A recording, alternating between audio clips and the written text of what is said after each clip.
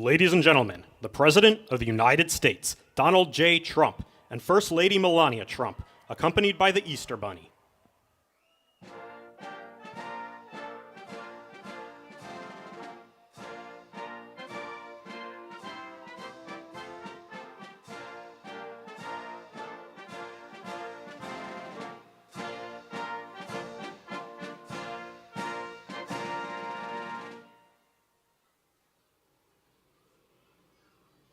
Master Gunnery Sergeant Kevin Benier, accompanied by the President's own United States Marine Band, will now honor America with the singing of our national anthem. Oh, say, can you see by the dawn's early light what so proudly we hailed at the twilight's last gleaming, whose broad stripes and bright stars through the perilous fight o'er the ramparts we watched were so gallantly streaming, and the rocket's red glare, the bombs bursting in air, gave proof through the night that our flag was still there. Oh, say, does that star-spangled banner yet wave o'er the land of the free and the home of the brave?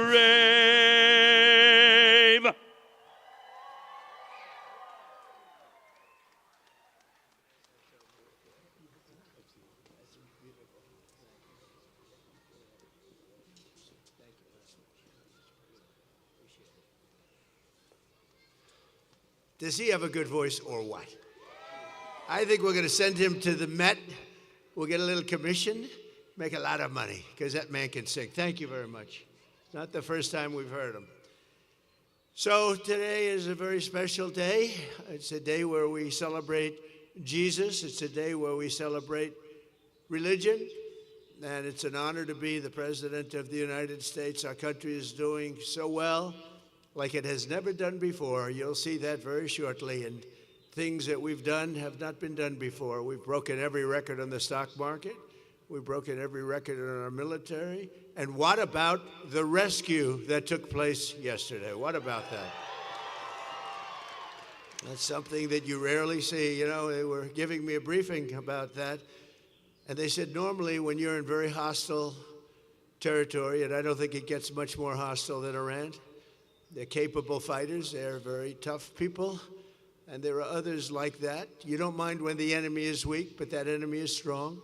Not so strong like they were about a month ago. I can tell you, in fact, right now, they're not too strong at all, in my opinion, but we're soon going to find out, aren't we? But when a thing like that happens, where a pilot's shot down, in most instances, you're really not able to go in, because you'll go in with 200 people and lots of jet fighters and helicopters, and you really don't have a chance. They get shot down. You lose 200 in order to pick up one. It's a horrible thing, but it's very rare that you can do it. And what we did yesterday is we picked up not one, we picked up two. We kept the first one quiet, and we were able to keep it quiet for about a day, which made it a lot better. But those two pilots were incredible, brave, and we thank them. And we're going to be having a news conference today at 1 o'clock at the Oval Office, and we look forward to it. But I just want to say we have a great military. We're the greatest military, the most powerful military any place in the world. You saw what happened with Venezuela. And it's an honor. I built it in my first term, and I didn't know I was going to be using it this much in my second term, but it's my honor, and they're the greatest people on earth. Our warriors are the greatest fighters on earth. And they very much appreciate you and love you, and that's why they do it.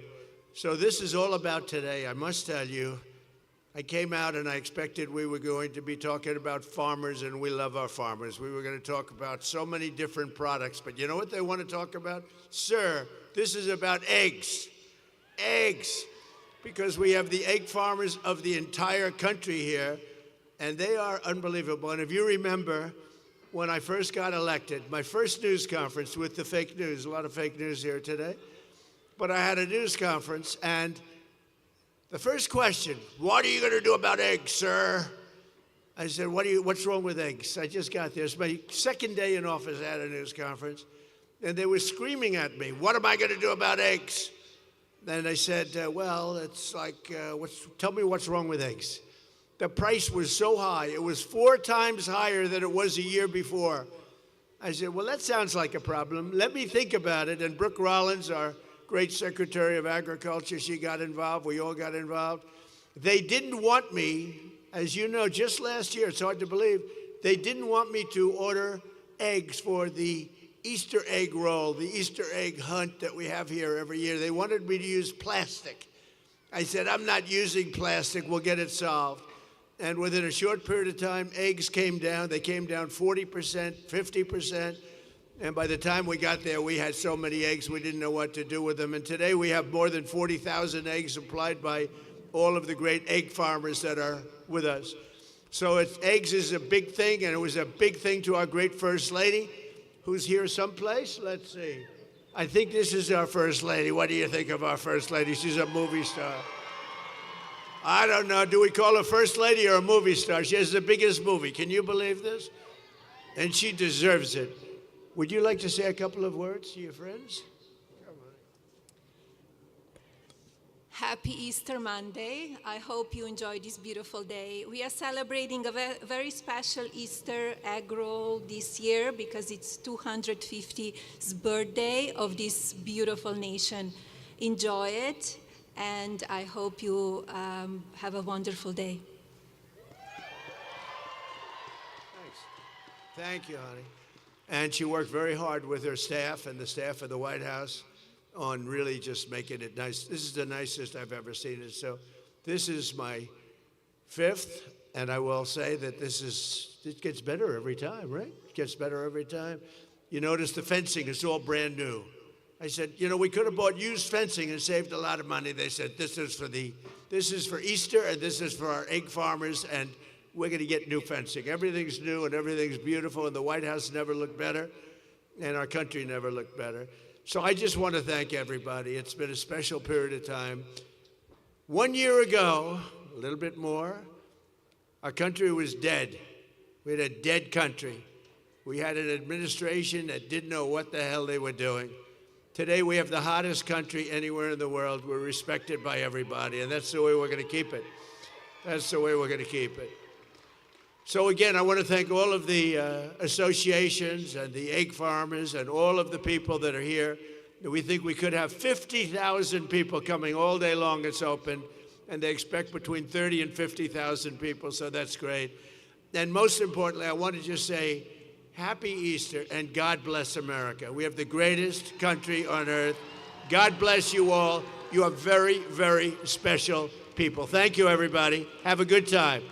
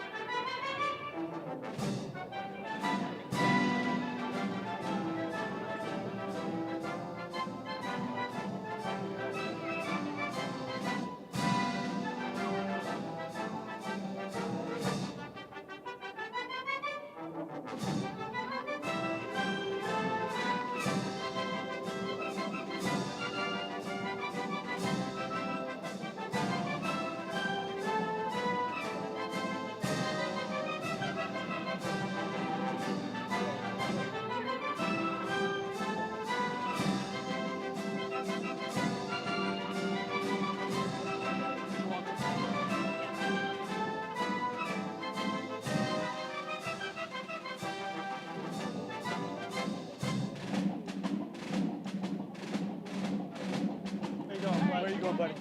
¿No lo puedo? Ay.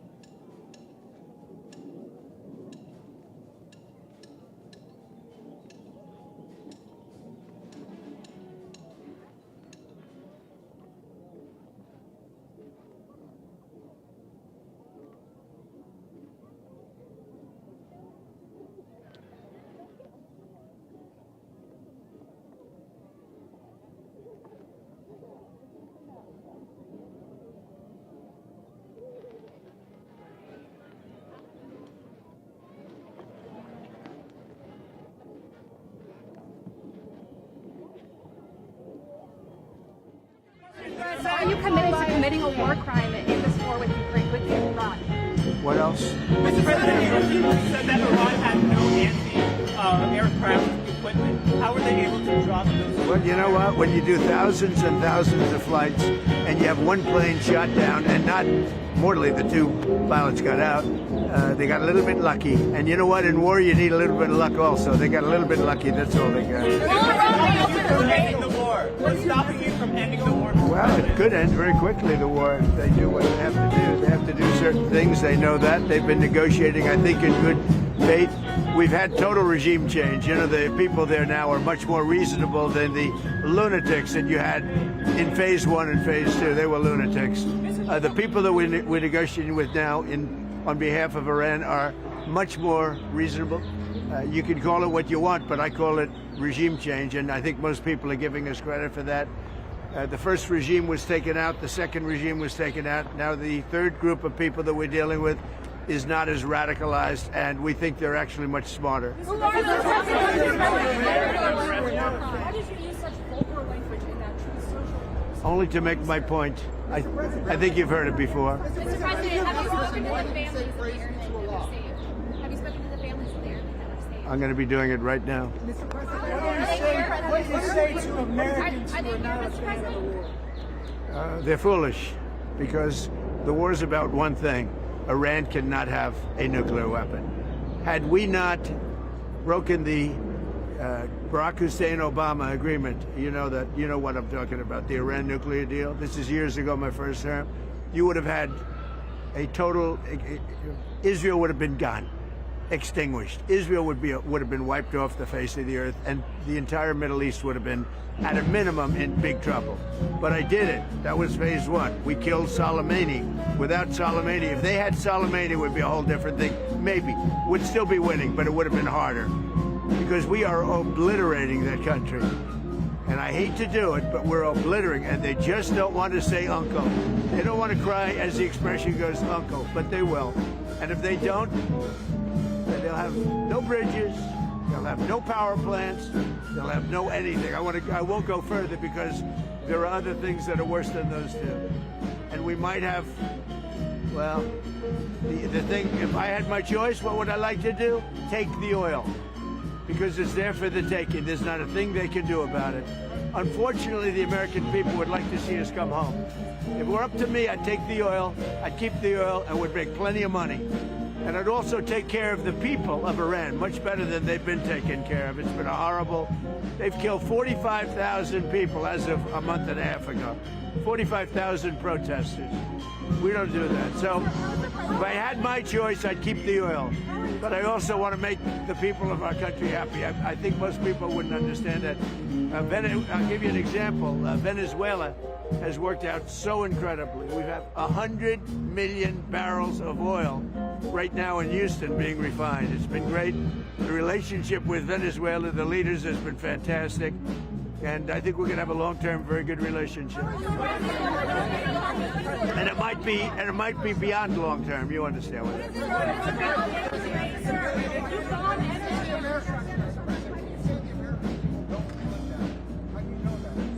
Well, I tell you what, I'm pretty good at this stuff, and I go around and I check. They'd like to see us win and come home. And I appreciate CNN for the first time maybe in my life. They did a poll. And everyone's saying, oh, is Trump losing MAGA? No, I'm not losing MAGA. MAGA loves what I'm doing. And CNN did a poll of MAGA voters, a big poll, very important poll, Harry. And he went on, he said, this is amazing, 100% support. He said, I've never had a 100% poll at anything before. And is, do you support Trump, MAGA people, which is, by the way, mostly Republican. And if you look, I would say MAGA makes up a majority, like about 95% of the Republican Party, all right? So they went out, they did a poll, and CNN came back 100% support. So they support what we're doing, but they would like to see it end and come back. But remember, wars last years. We're in there for 34 days. And we've obliterated a very powerful country in 34 days. Yeah, if it were up to me, I'd like to keep the oil. I just don't think the people of the United States would really understand.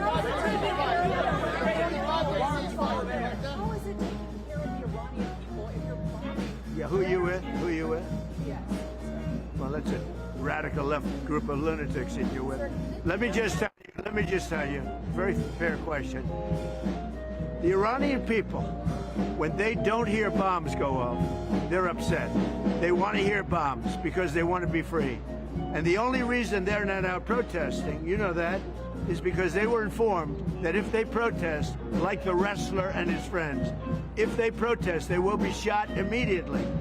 And that's an edict, that's in writing. If they protest, if they go out in the streets, they will be immediately shot. They don't have guns. You know, we sent some guns, but the group that was supposed to give, which I said would happen to my people, I said it, I called it exactly. We sent guns, a lot of guns. They were supposed to go to the people so they could fight back against these thugs. You know what happened? The people that they sent them to kept them because they said, what a beautiful gun, I think I'll keep it. So I'm very upset with a certain group of people, and they're going to pay a big price for that.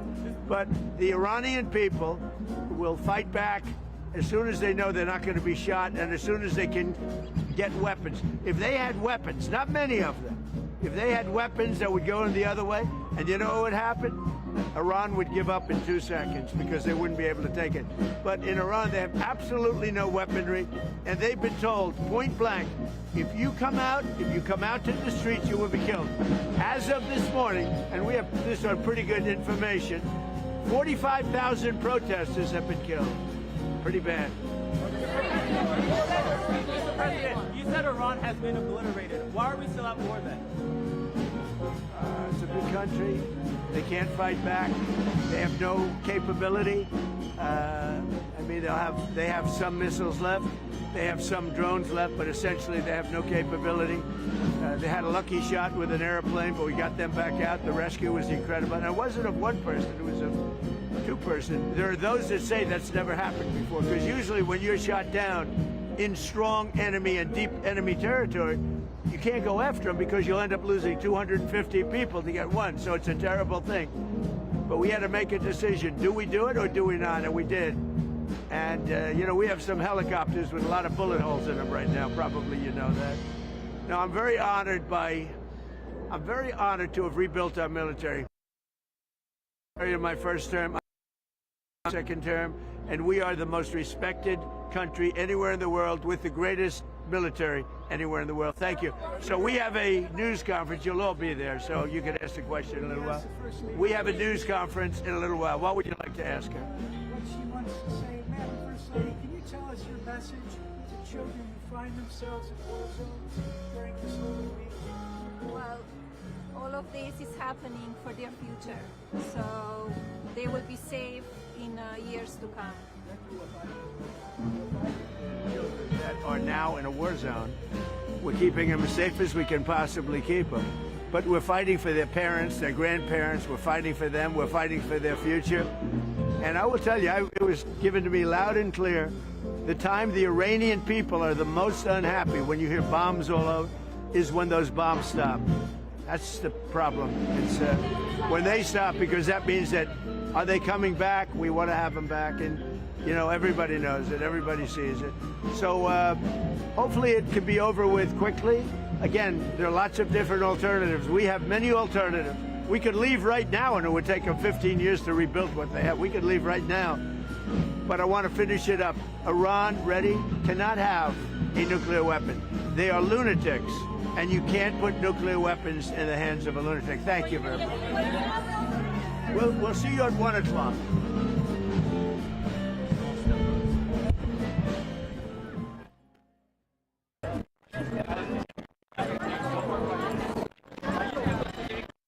Este fin de semana.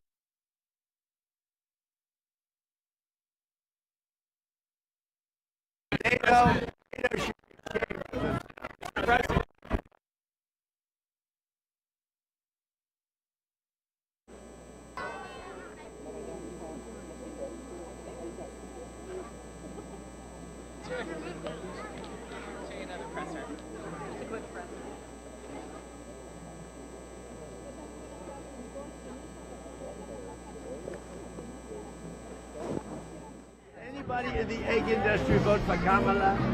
A low IQ person. She's a low IQ person. Who's a lower IQ person, Biden or Kamala? It's close. That's probably the toughest question. That's a tough President question. Trump, can we take a picture of my best friend Skelly and come? That's why I voted for you. Real fast. No. Come. You're the best. You're the best. Wait, you're blocking my daughter. Let's go. Come on, daughter. Come on, Mom. Yes, Mom's very aggressive. Very. She's an aggressive mom. Yes, she is. Thank you. I think it's with the lens. Got it? Thank you, sir. Thank you. very much. Thank you. Thank you, Mr. President. Yes. He is, and he's British, and he does surprise. So the little guy, wait a minute. What happened to your country? Oh my God, it's the worst. President Trump, Emirates is the first one that has rejected like this. It's great. How beautiful. How beautiful is that? How beautiful. Ladies and gentlemen, we have the most powerful man in government with us today, Mr. Jamison Greer. Have you heard of him? He's right here. Come on over here, Jamison. How are we doing on trade? Doing well, sir. We've exported more in the past 2 months. The United States have ever exported over $300 billion in January and February. It's the highest in American history of export, thanks to his deals with tariffs. Good job, sir. This guy's fantastic. Look at him, my friend. Huh? You doing okay? Huh? You want to say something? So your son will be impressed. Come on up and say something. Come on up. This way your son's going to be impressed. He's high tech. Yes, sir. He's all. Go ahead, say a couple of words. Well, the economy is doing great. The high-tech sector is amazing. AI is booming. We got so many data centers going up. It's really incredible. Are you impressed now with your father? He made a beautiful speech. He's doing great. You guys are great. I think we're doing good. Come with us. Lay it. Okay.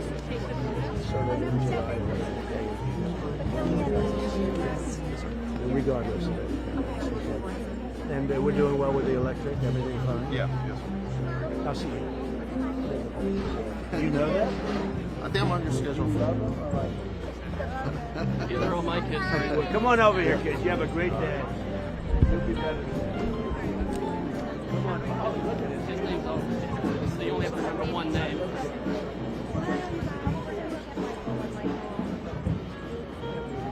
I know, can you believe that? Such a happy, beautiful friend. Look. Sure. Thank you. Thank you. Thank you. And I know it's bad. Freedom.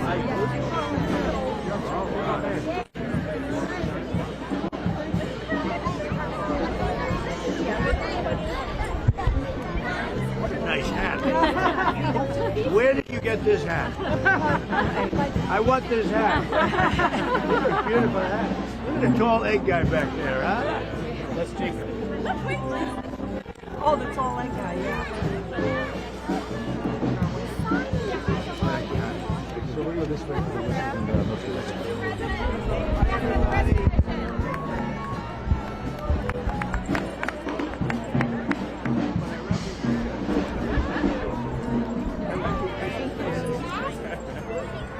Hi, Mr. Trump. We wanted to be smart like Say hi, Mr. Trump. Hello. Hi, sir. You should sit down. You're happy to see you. Thank you. Amazing. You know, the last 48 hours, nothing like this history.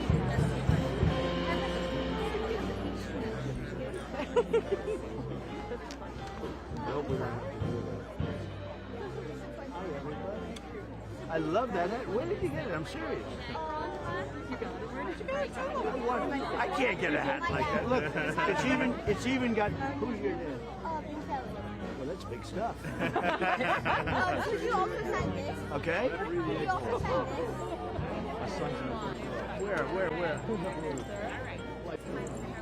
Ready, Jared? I don't even mind if it was used before. Are you ready? Ready? Get set.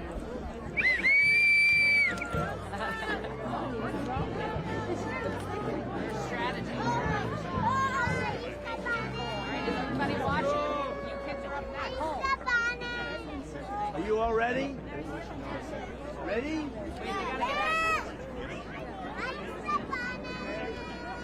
Everybody. This is very athletic. Focus.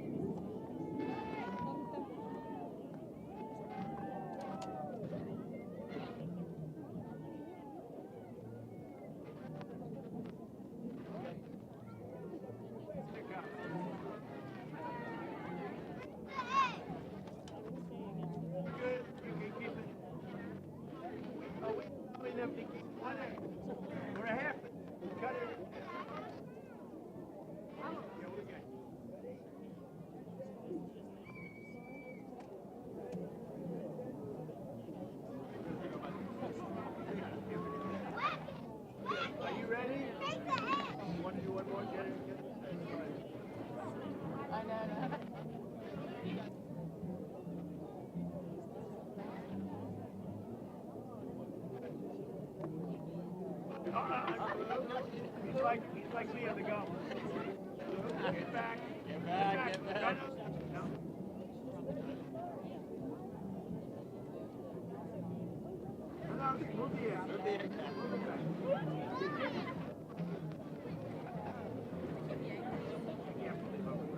Get it back. Look, are you ready? Ready? Get set.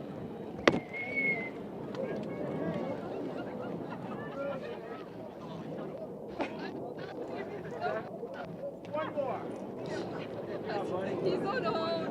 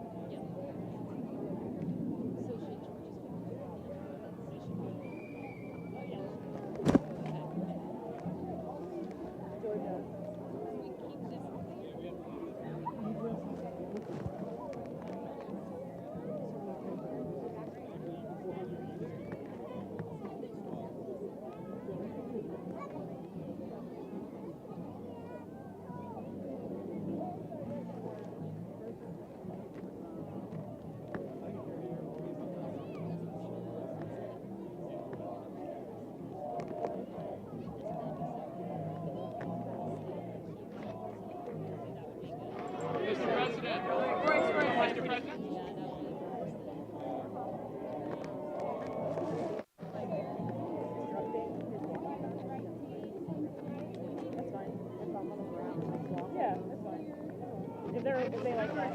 I want to keep this.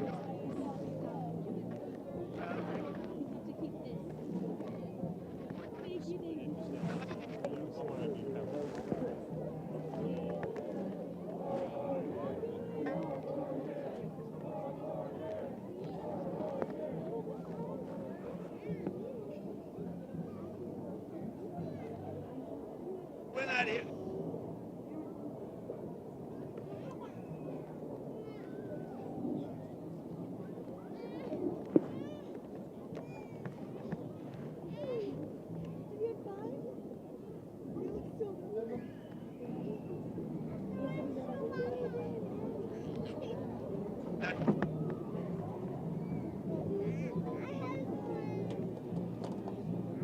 Definitely pay a little extra.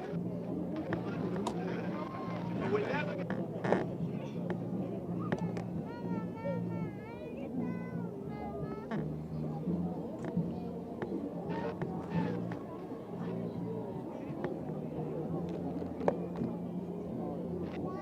hey, Trump was nice. He was right.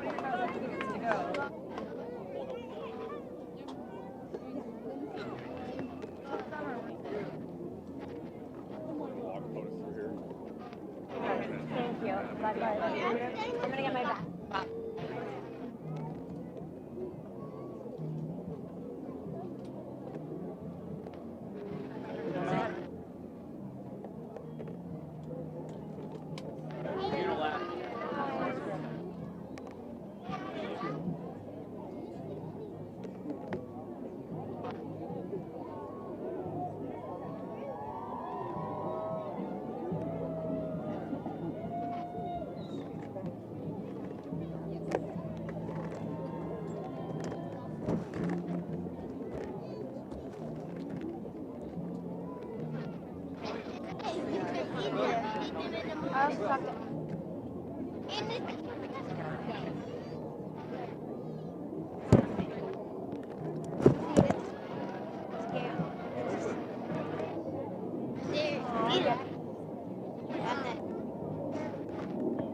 to go by the Easter Bunny? Really? Like bees?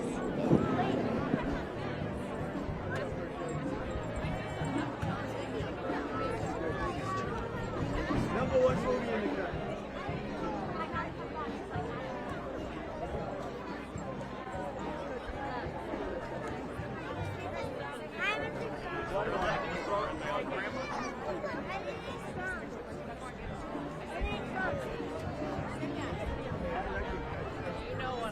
I recognize that one right there with the shades on.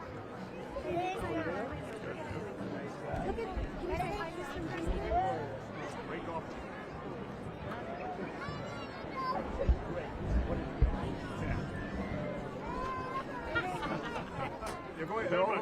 I know.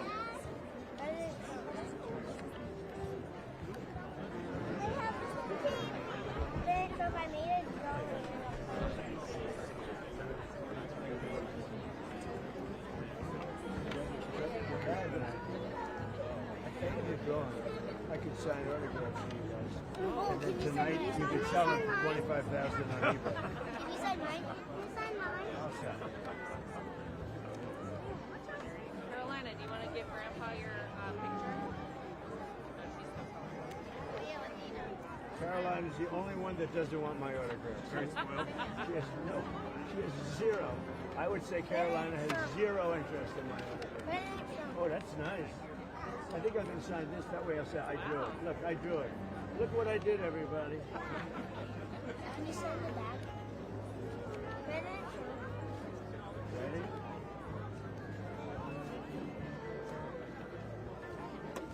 See, now Biden would use the auto pen. He'd have an auto pen following him. You know, Joe Biden, he didn't sign. He was incapable of signing his name. So they'd follow him around with this big machine. You know what it was called? An auto pen. And he'd have the auto pen sign for him. He'd take the paper, hand it to his guys, they'd sign it with an auto pen, give it back. Not too big, right? Better to sign it. President Trump. Okay, that's the fake news. I made Air Force. Who likes the fake news? Does anybody like the fake news? No. Look how beautiful it is. Are you going to go to work for NASA someday? No. I mean,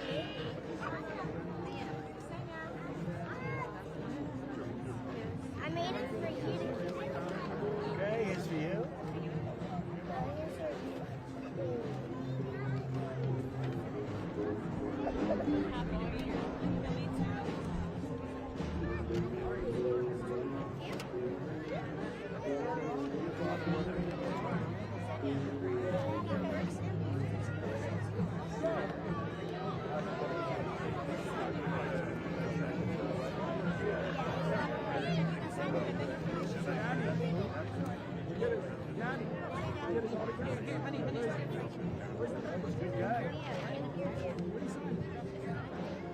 Thank you, Donald Trump.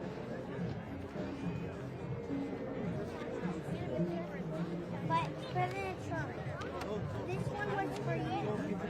Honey. Johnny, where's he? Hey, President Trump. President Trump.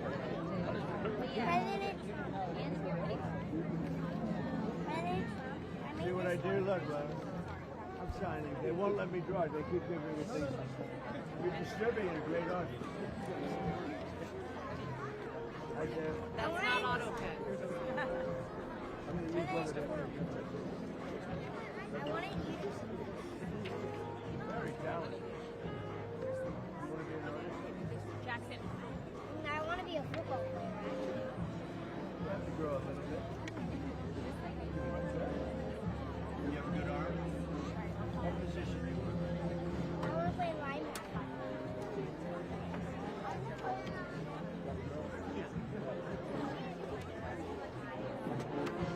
Look at this our best looking photographer.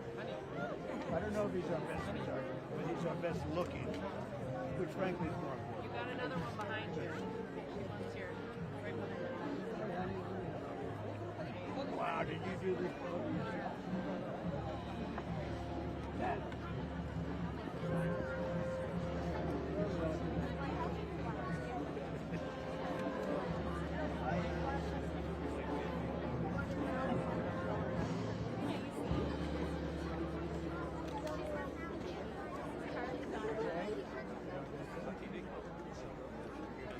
Leo and Antina, do you want to give them your pictures this Thank you, President Trump. Thank you very much. Good luck with the linebacker. But you're going to have to do a lot of working out. Day and night, day and night. It's going to become an obsession. You're going to have to love hitting you. You like that?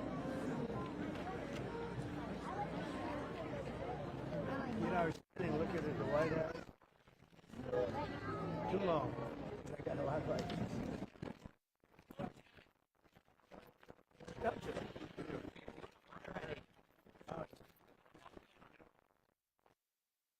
See what we're doing? We're fixing up all about fixing the college. Fixing up the whole has been fixed in 1799. I see the spots over there. They got hit by.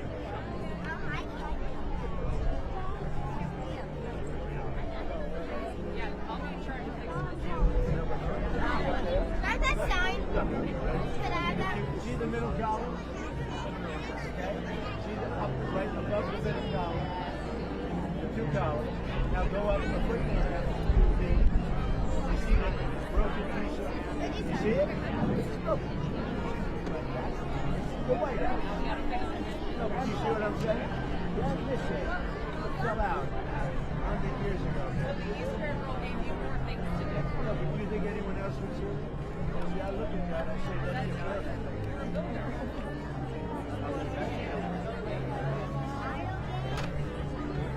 You gotta go in and take care of it. Luke, you have something for Grandma to sign? Sign an egg? Give Grandma an egg to sign. Turnberry. This egg is ready to break. This breaks up his cup. I think let's get him another egg. This egg is stinks. This egg is seen better. Whose is this?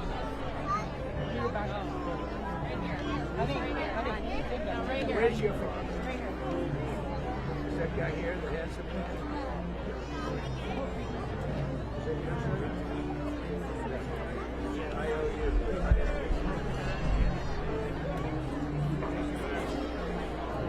Greatest phrase in the history of make America great again. So see, now it's great.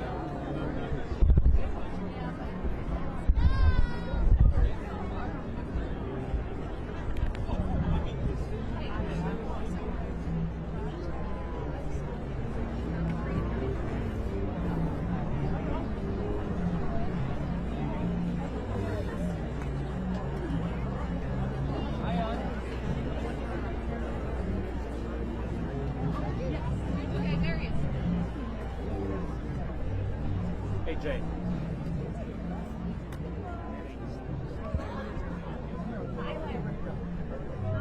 That's the note. I just saw that email.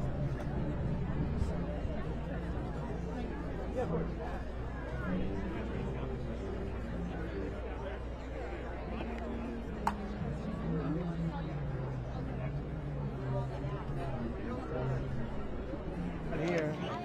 They're going to all lose their jobs.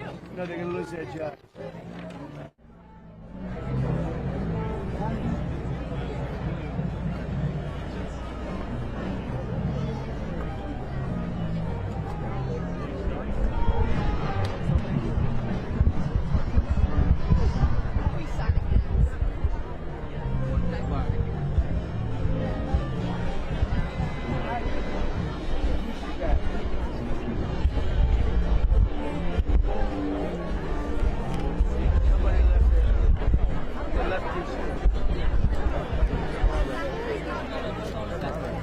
Thank you for coming to the White House restaurant. Group B, please make your way to the exit. Thank you.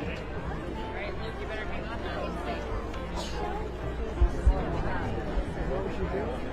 We should put our track on. Hey, Michael.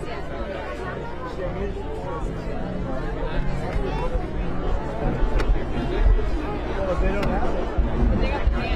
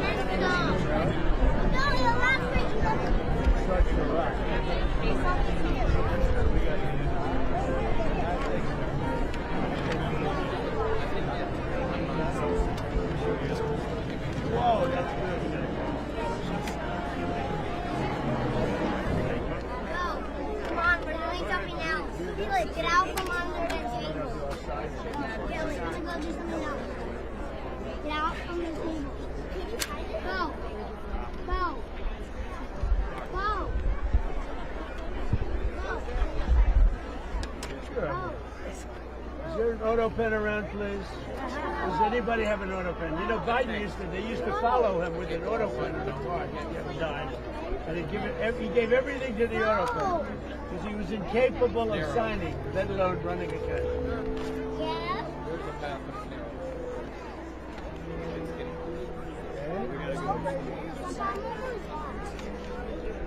Everybody having a good day? We need a little music. Come on, get Michael moving. Come on, Michael.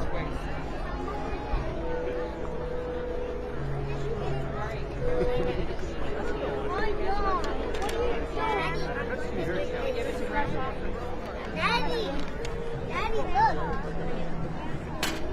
It's a wooden spoon. You know how I know that? My mother used to use it on me when I was bad. My mother would use this on me. I recognize her very nicely. She said, I'll take the wooden spoon. I said, oh. Who's this? That'll be a front page here.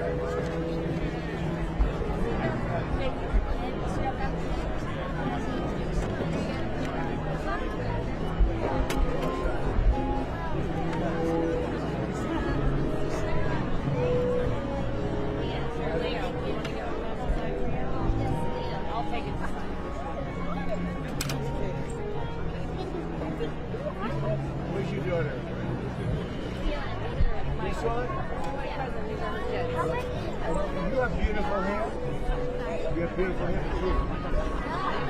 How do you know that? You know that. She's your daughter.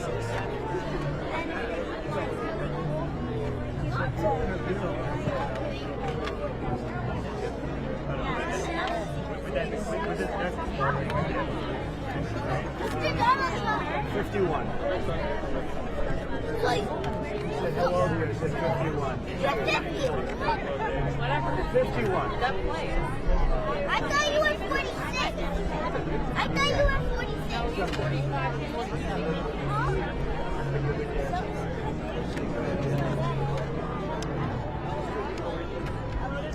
Donald Trump. What a great dancer. A good dance. Wow.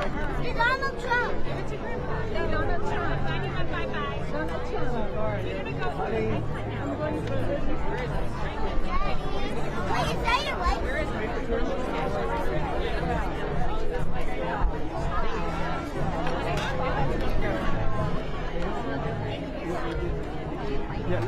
Who is that? Who is that? Is that? He's a movie star. He came in from Hollywood. This is Thank you so much. Oh my God! What is your favorite color in your house? What is your favorite color? What is your favorite color? What is your favorite?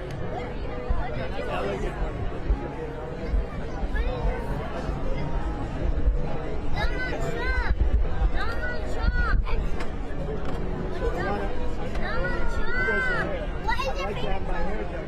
Donald Trump. But I'm afraid that Sorry, at this point, she's going to hurt that. We got it. I think it's not going to work. Okay, who's this? What is your favorite? Is he friend or foe? Are you friend or foe? Trump. They're our only foe. He's White House. White House. Okay, who's that?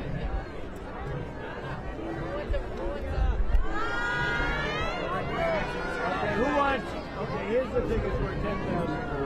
Who wants a bet? Me. Whoa! No! That's a lot of money you just got.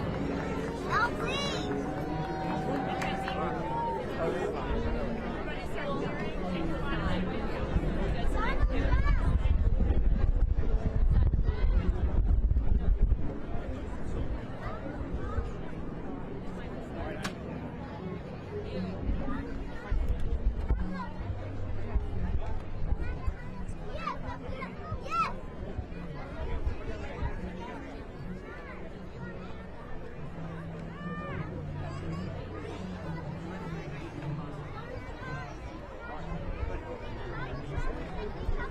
Yes.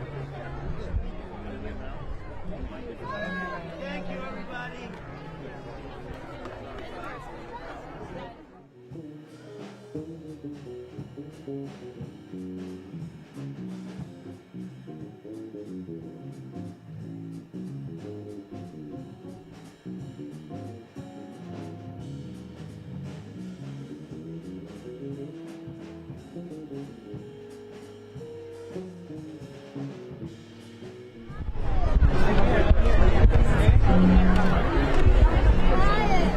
Careful with that.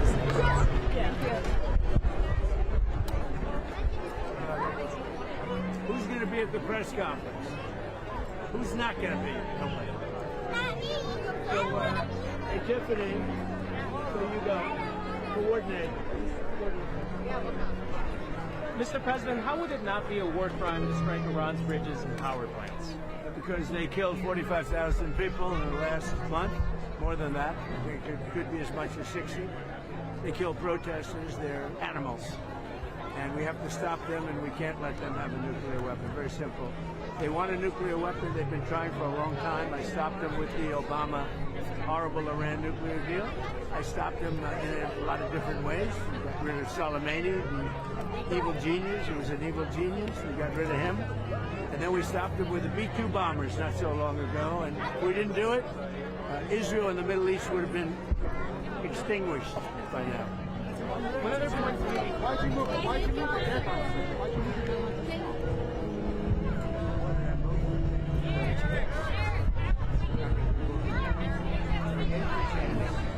And I hope they take the chance. If they don't, it's...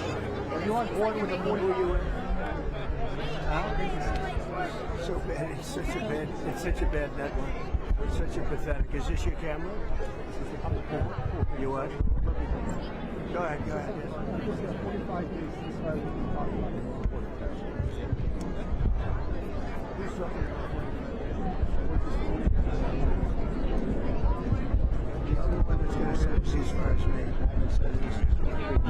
But they will. They'd like to have a ceasefire because they're getting obliterated. So we'll see how they behave. Okay.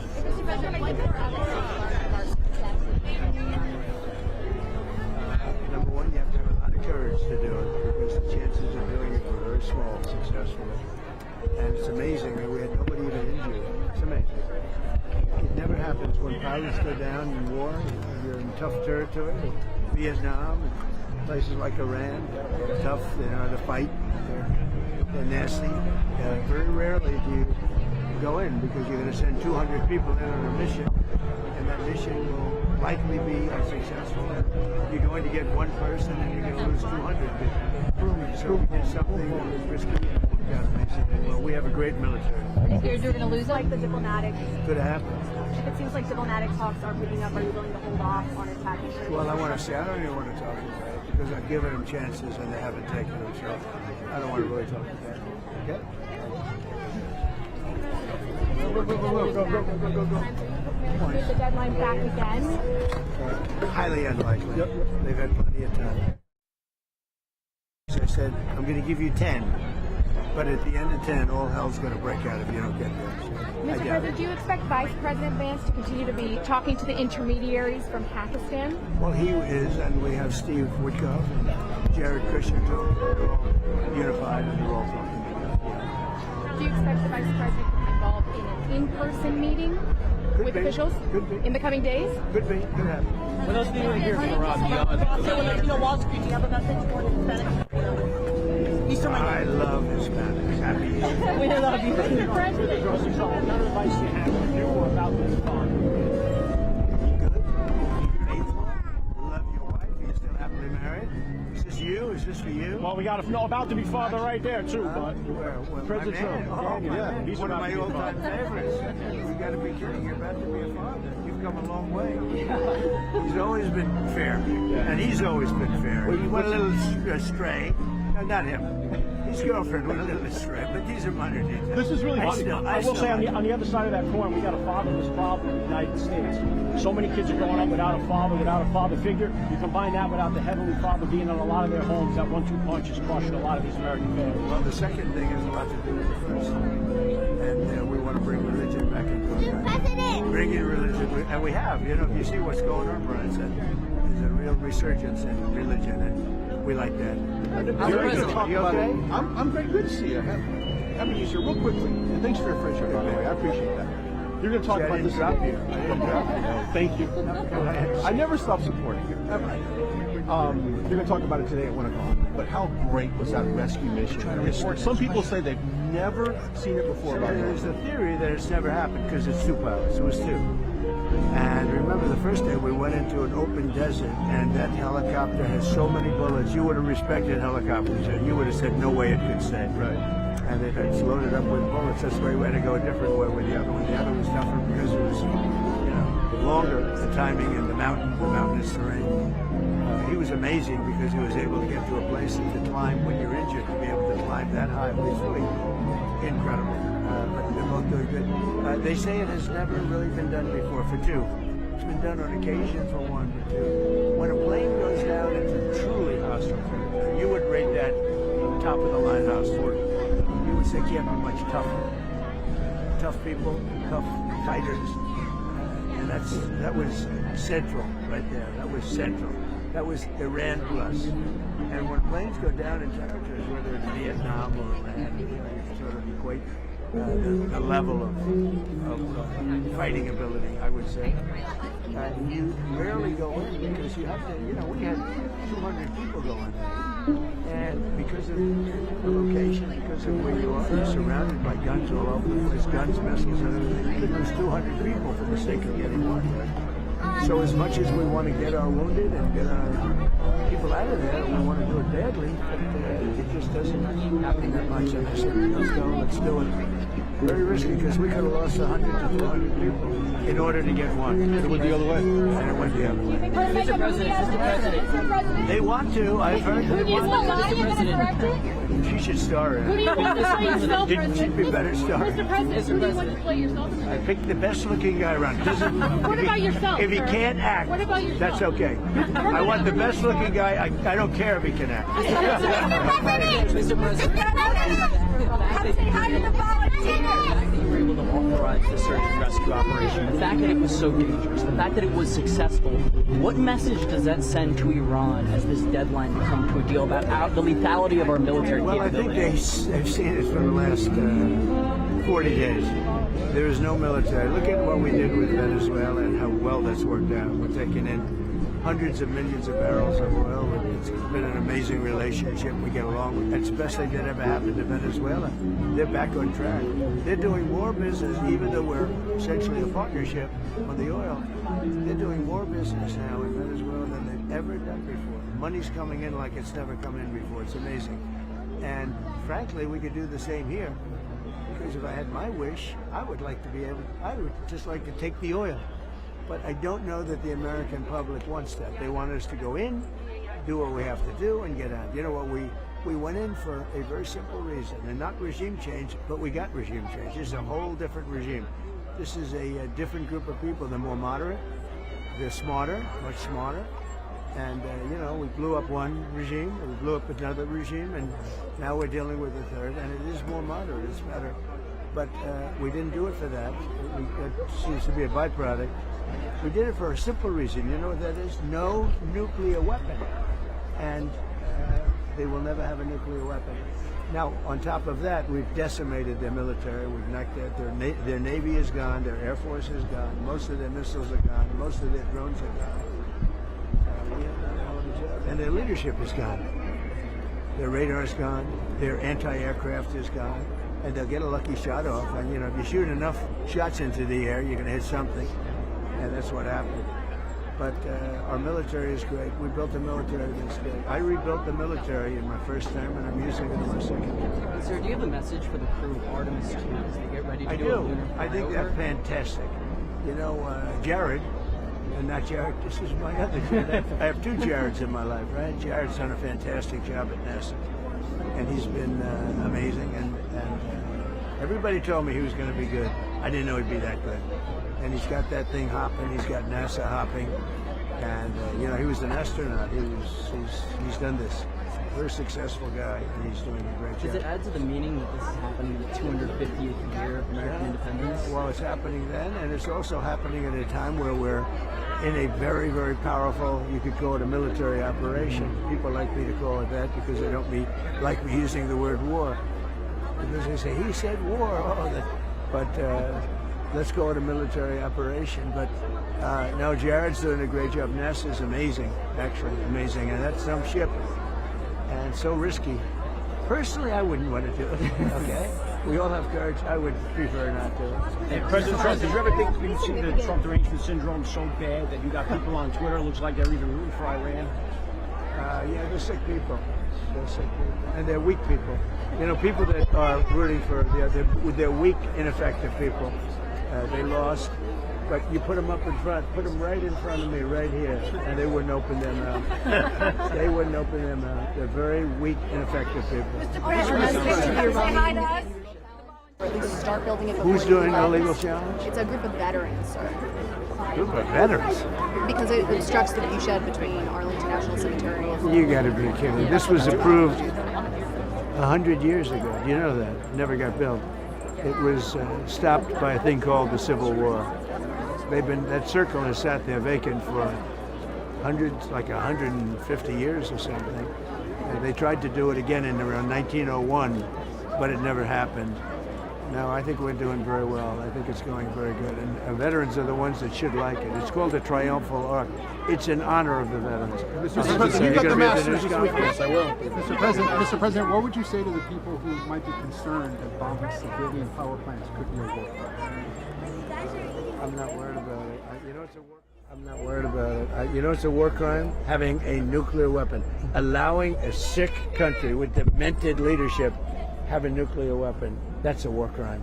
And if I allowed that to happen, like 7 other presidents did, every president said, you know, many of them are saying off the record and they're saying behind the scene, they should have done this a long time ago. For 47 years this has been going on, and every one of those presidents should have done it. And actually, as you know, off the record, they're doing it off the record because they haven't got the courage to say it. Those presidents have given me a lot of credit. This should have been done by Obama, should have been done by Clinton, should have been done by the Bushes. This should have been done. And it would have been a lot easier if it was done a long time ago, right? Do you agree with me? Yes, sir. You know the war crime? War crime is allowing Iran to have a nuclear weapon. And take a look at countries. Take a look at if they would have had a nuclear weapon, they would have used it. You'd have no Israel. You'd have no Middle East right now. And they would have been coming here. I'm not going to let that. That would have been a workaround. Thank you. Mr. President, you called me a tall egg man. Can I have a handshake? Excuse me. Mr. President, I'm a tall egg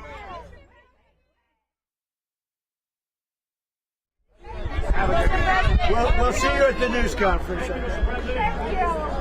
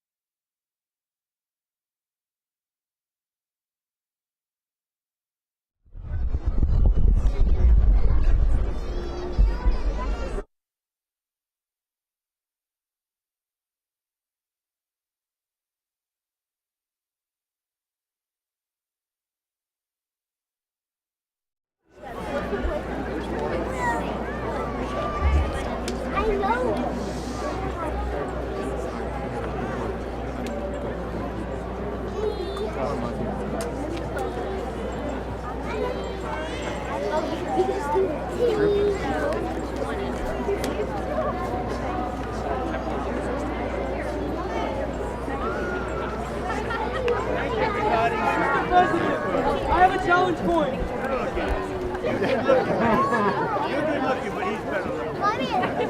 Any FLOTUS press? Yes. Yes.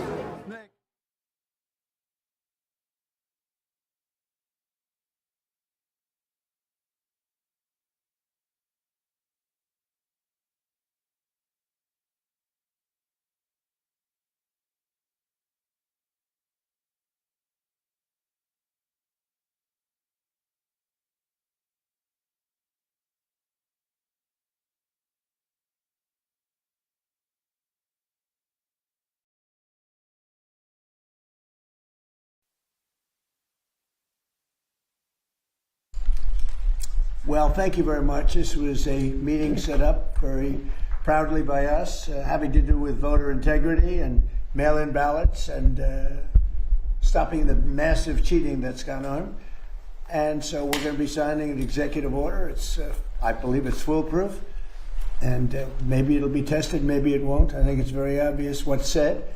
And I'll ask Will Scharf to start off, attorney, a great talent, a very brilliant young man, and if you could discuss it, and then I'm going to ask Howard Lutnick to say a few words, and then I'm going to sign it, and we'll take a couple of questions. Okay? Thank you. Mr. President, as you said, you have in front of you an executive order that deals with a number of issues relating to election integrity. As you've consistently identified, two of the biggest problems we have with election integrity in this country are, one, inaccurate voter rolls that allow ineligible people to vote in various federal and state elections all over the country, and secondarily, you've consistently identified that vote by mail in this country has become rife with fraud. People returning ballots who aren't eligible to return ballots, ballots being sent to people who aren't confirmed to be eligible voters. So what this executive order is going to do is, one, we're going to take federal data. We're going to ensure that each state's election officials are provided with a comprehensive view of who the eligible voters in their jurisdiction actually are, allowing them to properly verify that everybody voting in their elections is legally able to vote. And then it orders the Postmaster General and the U.S. Postal Service to take bold new measures to verify that ballots both being sent to people are being sent to people who are eligible to vote, and then the ballots being returned or being properly returned by eligible voters only. And we believe that combined, the measures in this executive order will help secure elections in the future and ensure that the many abuses of our election system in the past aren't repeated in future elections. Right. Howard? So the fundamentals of our democracy are built on voter integrity, right? We all need it. You've said it time and time again. It's a total agreement amongst everybody. So here's the idea. The states, right, run these elections. They will, if they want to use the U.S. mail, the U.S. Postal Service, they're going to get a code, a barcode from the U.S. Postal Service and they're going to put that on the envelope, and we will have one envelope per vote. None of this time where we have no idea, there's no observers to mail, there's no envelopes, there's no certainty. That's all going to go away, and what the president is doing today is he's going to make sure that mail-in ballots are safe, secure, and accurate, and will have a clear distinction. If you voted by mail, you will have it on the envelope. Obviously not on the ballot, but on the envelope. So we will know 1 million mail-in ballots. There'll be 1 million envelopes, and you'll be able to know exactly, correctly, that citizens voted. And this came up with some great legal minds. They looked at the various documents and everything that was going on, because the cheating on mail-in voting is legendary. It's horrible what's going on. And it's very clearly covered, very, very clearly so. I think this will help a lot with elections. We'd like to have voter ID. We'd like to have proof of citizenship, and that'll be another subject for another time. We're working on that. You would think it would be easy. It's a 98% issue for Republicans. It's 86%. A thing just came out, a poll, and it's 86% with Republicans and Democrats, not leaders, because the leaders of the Democrats cheat. And the only people that don't want to do voter ID are people that cheat. There's no other reason for it. Proof of citizenship, they want to be able to cheat. There's no reason. They have all sorts of reasons, excuses, but it's all nonsense. They want to cheat. But the Democrats themselves are very high. It's a very positive, very, very good thing. The Democrat voters, the Democrat leaders, guys like Schumer, who are corrupt, they want to use it for cheating because their policy is so bad. Think of their policy, open borders for everybody, where people pour into our country from countries all over the world. Think of that. You look at, just take any issue, take anything. Everything they have is so crazy.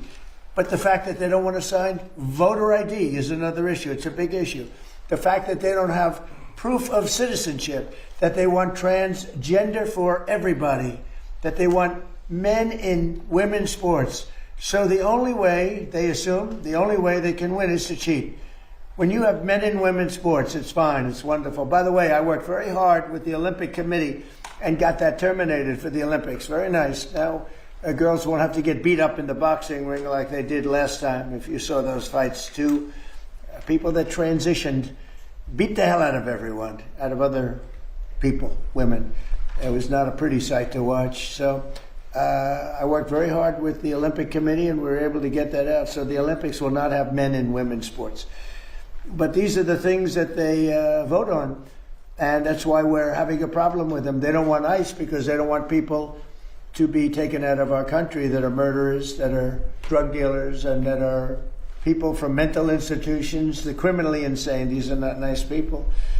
And it's amazing. It's not even believable. If you go back 12, 13, 15, 20 years, that we even have to bring up a subject like there will be no trans mutilation. We don't want any transgender mutilization of our children. We don't want to have people pouring into our country from other countries all over the world, where prisons are opened up. All over the world, they're opened up, and they pour into our country. Murderers. 11,888 murderers. Think of that. We got many of them out. And by the way, Washington, D.C. just set a new record for safety. And I'm sure you know that. Because, Peter, when you walk down the street, you're not mugged lately. But it's a very safe city now. We took great pains to make it that way, but it actually happened pretty quickly. Within 3 months, it was good. Within 4 months, it was very good. Within 5 months, it was great. Now it's better than it ever was. And so Washington, D.C. is now considered a very, very safe city.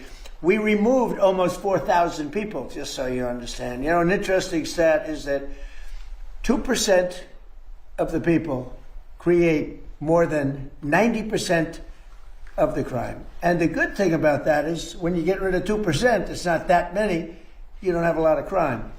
But Washington, D.C., we're very proud of. We're very proud of Memphis, Tennessee, and Louisiana. New Orleans is unbelievable. They had the safest, they just finished their Mardi Gras. They had the safest Mardi Gras in 58 years. The governor just called me. Jeff Landry just called me. He said, it's the safest Mardi Gras in 58 years because of us. And really, Chicago should call and say we'd like help. New York should call. They've had a lot of problems that we want help. Los Angeles should call and probably will. I think they have to. Now, we're going to have to do something when it comes World Cup time, and we're going to have to force ourselves upon them, which we have the right to do, because we don't want to have any crime. We don't want to have any problems for the Olympics and the World Cup, and even for 250. So with all of that, I'm very happy to be signing the voter integrity, and I think it's going to be really great. So if you don't mind, I will take some time and I'll make this signature absolutely perfect. So it looks very good. So far, so good.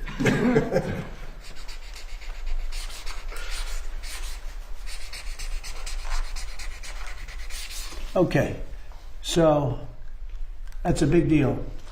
Very proud of it. And I don't know how it can be challenged. You'll probably challenge it. You may say, find a rogue judge. You get a lot of rogue judges. Very bad people, very bad judges. But that's the only way that can be changed. And hopefully we'll win on appeal if it is. But I don't see how anybody can challenge it. I don't see how they can challenge it. And remember, it's about voter integrity. We want to have honest voting in our country. Because if you don't have honest voting, you can't have really a nation, if you want to know the truth. Howard, I'll give that to you. Do you have any questions, please? Yes, Mr. President. As you know, there's issues right now with DHS not being funded. Coast Guard is one of them, which is very important, especially with things going on with Strait of Hormuz and here in our own country. You have the power to transfer control from the Department of Homeland Security to the Navy. Are you considering doing that?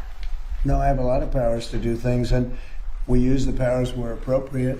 Sometimes you don't have to use those powers. They're a little severe, and then people accuse me of being a king. You see, the king, this is the new one.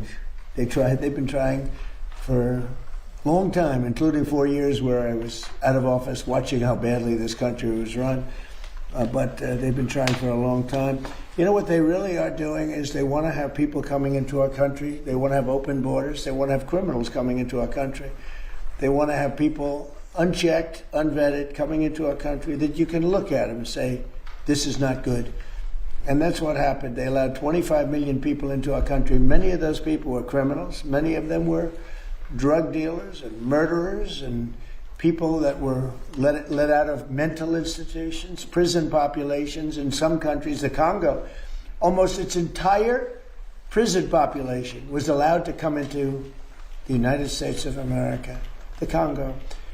Many of the countries in South America, they emptied their prisons out into our country. This was under Biden.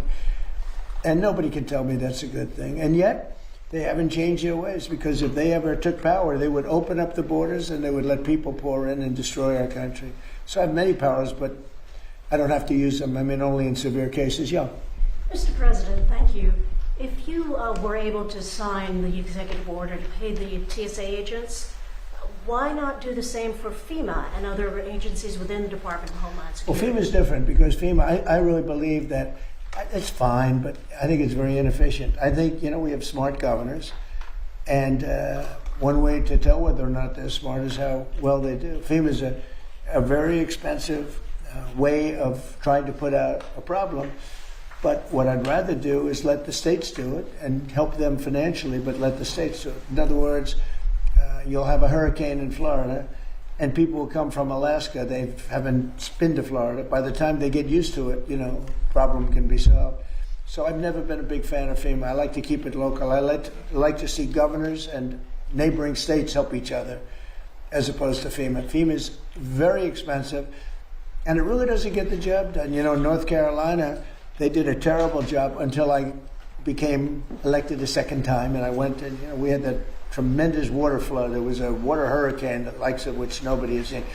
Land areas that never had lakes all of a sudden had lakes that you couldn't even get to it. And actually, we were helped by Elon Musk with the communication, with his great communication system that worked very well. We were very lucky, saved a lot of lives. But no, we got to do things right. And if you don't do them right, we shouldn't do them at all. Yeah, please. Thank you, President Trump. After you said today that the Iran war may be ending soon, the stock market closed much higher. Do you have thoughts on that? And also, a judge just ordered you to stop construction of the ballroom. Are you planning to stop? Well, we'll appeal that, but it's not. I don't know. It's basically. I mean, I wrote a part of his opinion, but basically he's saying I need congressional approval, and he's so wrong. This is being financed privately. It's a donation that's being given by companies, very rich people, so that for 150 years they've wanted a ballroom here. We're going to have the finest ballroom, I believe, anywhere in the world. And he said we need congressional approval. Well, they don't get congressional approval from the White House. When they do things, they don't, especially when you don't, we didn't ask for any tax money. We have no tax. This is taxpayer free. We have no taxpayer putting up 10 cents. And I see right here, I just wrote it out, he said we need congressional approval. Well, we built many things at the White House over the years.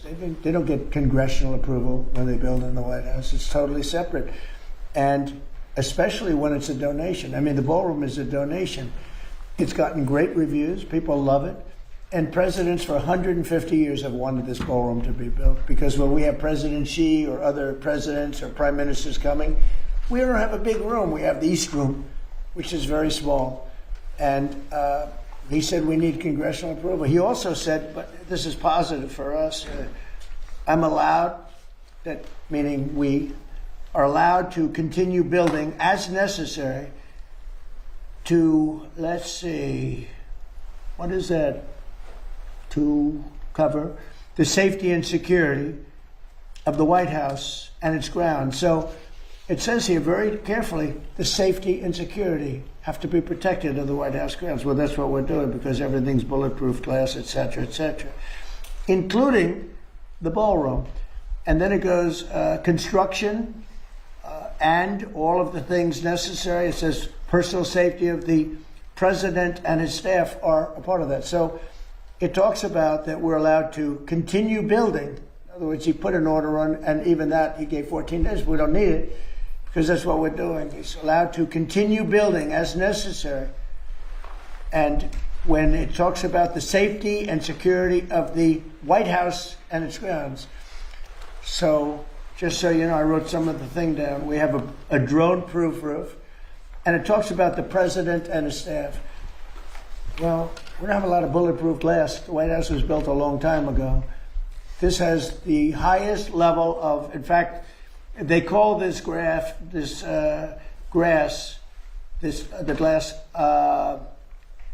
it's bulletproof and it's ballistic proof. It's very thick. It's like that. And it's going 45 feet high, and every window is covered, every door is covered. The roof is drone proof. We have secure air handling systems. You know, bad things happen in the air if you have bad people. We have bio defense all over. We have secure telecommunications and communications all over. We have bomb shelters that we're building. We have a hospital and very major medical facilities that we're building. We have all of these things. So that's called, I'm allowed to continue building as necessary. So think of that, for the safety of the president. So we have all these things.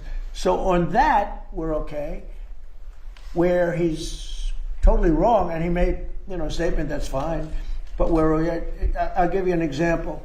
You have right here, $300 to $400 million, depending on finishes. If I use very expensive marble, if I use very expensive wall coatings, if I could bring it up to 400. Otherwise, we're right now ahead of schedule, we're under budget. But depending on finishes, from $300 to $400 million are being given by great people, people that you all know. Rich people, rich companies, big companies. They wanted to see this built because every president, literally for 150 years, has needed a space like this. Many of you have gone to the tent when we have a president of a big country or somebody being honored of great distinction, and they sit in a tent, and if it rains, you get soaked because the grass gets wet here very fast. It's a wet area.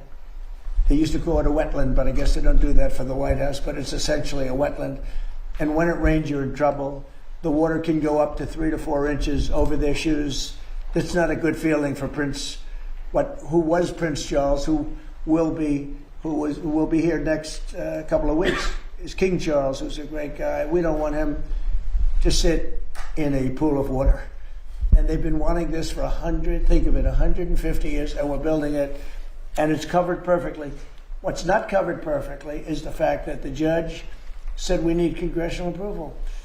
Many things have been built in the White House. They haven't gotten congressional approval, especially when the money is being not put up by the taxpayer. The taxpayer's not putting up a dime. This building was necessary for many years by the fact that I've built many ballrooms, and I built many things, and I know how to build. I'm not building the Federal Reserve where the guy's spending $4 billion for a tiny little building. $4 billion for the Federal Reserve building. That contractor is going to be one of the richest men anywhere in the world after he finishes the Federal Reserve. The man is totally incompetent. Jerome Powell is totally incompetent, and he's got to get out of office pretty fast. He's doing a bad job, but he's also done a bad job in shepherding the construction of that building. Do you know they ripped down a part of that building, and it was they say it's one of the nicest buildings in Washington. They ripped it down. So we feel, and we don't feel, we know that congressional approval is not necessary to put up a ballroom. And many things have been built on the site, they've never gotten congressional approval. And especially when the money is all put up. This is all donations by people that love our country, that love the White House, and that feel it was very necessary. Mr. President, a couple of questions for you on Iran, but first one that affects Americans here at home, gas prices. Today they hit $4. We have $4, yeah, and we have a country that's not going to be throwing a nuclear weapon at us in 6 months. Of course, but Americans are feeling the effects in the interim of this and they're operation. Also feeling a lot safer. What is the plan to bring them back down? All I have to do is leave Iran, and we'll be doing that very soon, and they'll become tumbling down.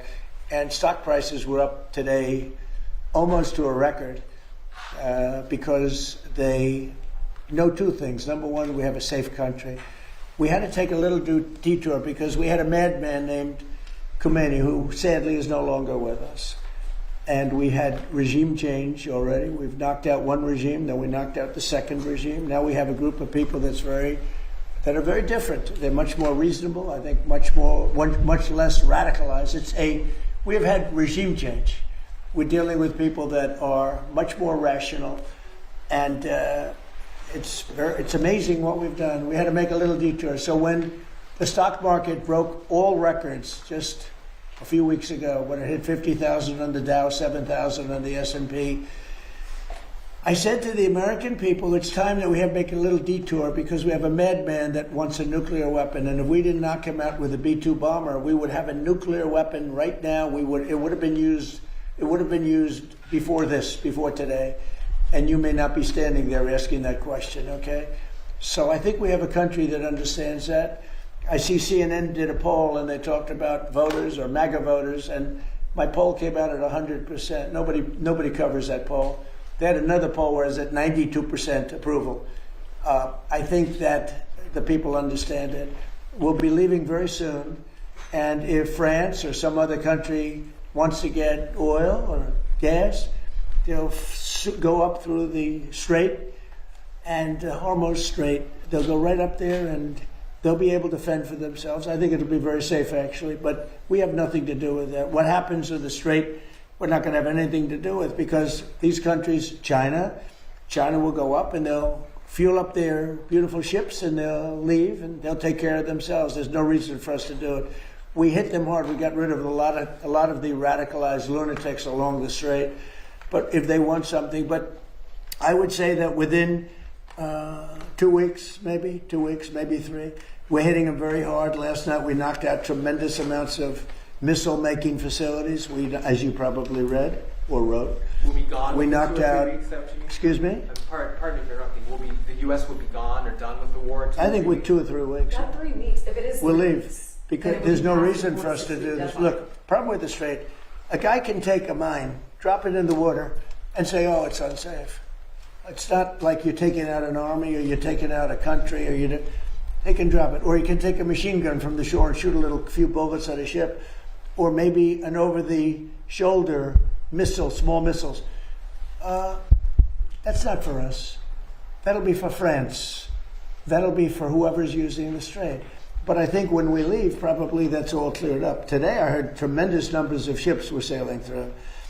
We're negotiating with them right now. They've been, again, we have had regime change. Now, regime change was not one of the things I had as a goal. I had one goal. They will have no nuclear weapon. And that goal has been attained. They will not have nuclear weapons. But we're finishing the job. And I think within maybe 2 weeks, maybe a couple of days longer to do the job. But we want to knock out every single thing they have. Now, it's possible that we'll make a deal before that, because we'll hit bridges, and we've hit some. We'll hit some bridges. Got a couple of nice bridges in mind. But if they come to the table, that'll be good. But it doesn't matter whether they come or not. We've set them back. It'll take 15 to 20 years for them to rebuild what we've done to them. They have no Navy.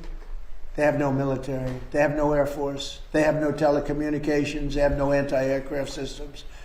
They have no leaders. You know, their leaders are all gone. That's why we have regime change. We have nice new leaders. Peter? Thank you, President Trump. You talked about how the ballroom needs to have a drone-proof roof. Right. There have been drone swarms flying over sensitive military installations in the U.S. over the last couple of weeks. The reports are they don't look commercial and they can't be jammed. Is this another country's military?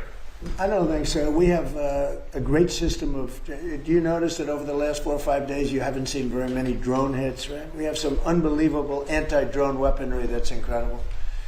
But you want to have, like, for instance, the ballroom. We have a very powerful very steel roof with other things in it. And you want to have, if you're building a building for security, just like his judge's opinion, you have to have security for the president and his staff. You need heavy, strong ceilings. You need seriously thick, bulletproof, ballistic glass. And we have that. Other buildings don't. You know, fairly modern buildings don't have that. They have roofs that are weak and they have regular glass windows. There was this incident down at Barksdale, though, where apparently a whole swarm of drones for a couple hours was over the flight line. There's a lot of really important planes down there. Yeah. How concerned are you that this is some other country just stomping out? Yeah. I know about it. They've checked that out and they've gotten to the bottom of it. You know, you have a lot of people now that fly these things all over the place, and we're coming down very hard on them. But we're able to take them out militarily. We're able to take them out very easily. And a new thing is lasers. You know, the lasers are becoming very, very effective. You hit a drone and it melts in air. It's a beautiful thing to see.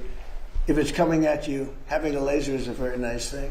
But we have, there are methods of defending against drones. I mean, the advantage from the standpoint of defense is they don't go very fast relative to a F-22, that plane right over there.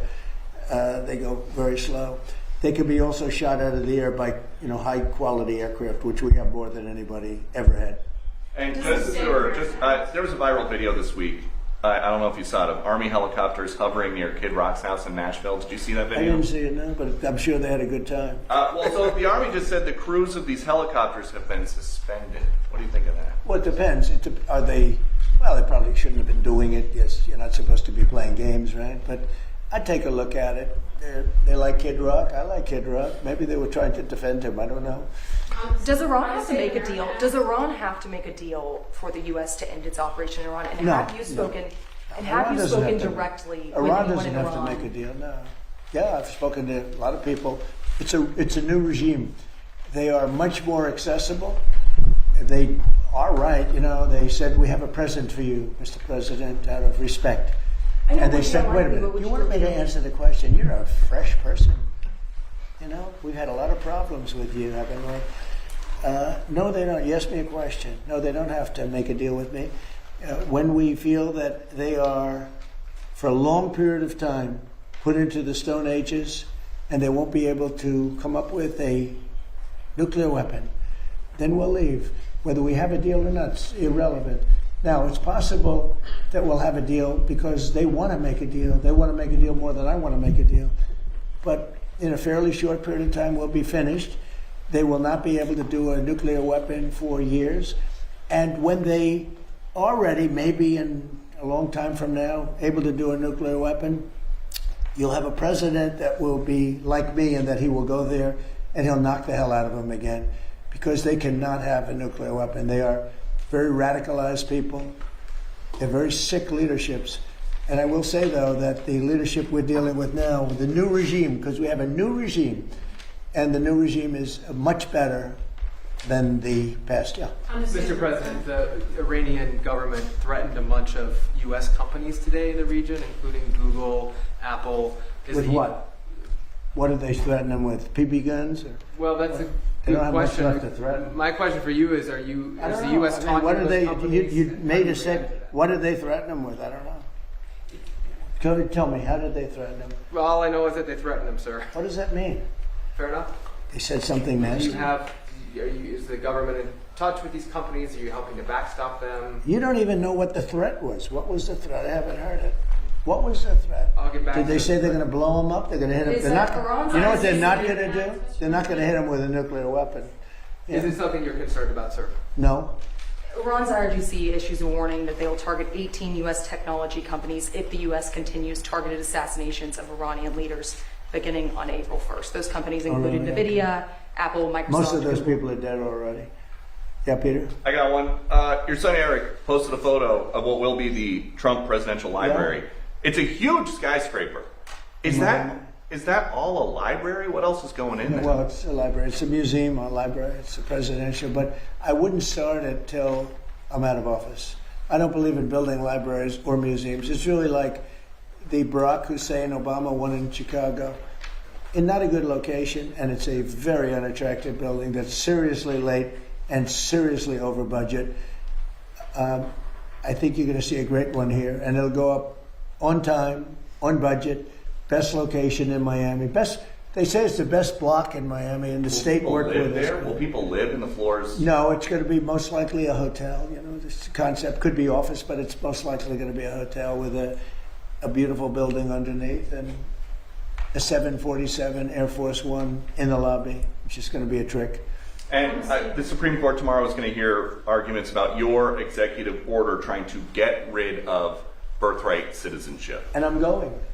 You're going to go to the Supreme Court tomorrow. I do believe and just sit there and listen. Because I have listened to this argument for so long, and this is not about Chinese billionaires or billionaires from other countries who all of a sudden have 75 children or 59 children in one case or 10 children becoming American citizens.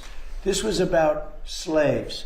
And if you take a look, slaves, we're talking about slaves from the Civil War. And if you take a look at when it was filed, all of this legislation, all of this, everything having to do with birthright citizenship, it was at the end of the Civil War. The reason was it had to do with the babies of slaves and the protection of the babies of slaves. It didn't have to do with the protection of multi-millionaires and billionaires wanting to have their children get an American citizenship. It is the craziest thing I've ever seen. It's been so badly handled by legal people over the years. If you look at the original birthright citizenship papers, they all happened right after the Civil War. The reason was it had to do with the babies of slaves. And hopefully it's going to say, because our country is being scammed. We're getting all of these people, they're selling the rights to them. People are making a big living, getting hundreds of thousands and even millions of dollars from bringing people in and saying, congratulations, your whole family is going to be a citizen of the United States of America. That's not what it was for. It wasn't for billionaires bringing people in or family in. It was for the children of slaves. And what you really have to do, and I don't think the lawyers talk about it as much, look at when the Civil War ended and look at the date of when this was enacted. Okay. Have you ever been to the Supreme Court before? Is this going to be the first time going to the Supreme Court? No, I went once before, the opening of the Supreme Court in the last administration. And which justices will you be listening for most closely? I love a few of them. I don't like some others. And you know, you say what you want, but you have the ones that were appointed by Barack Hussein Obama and Biden.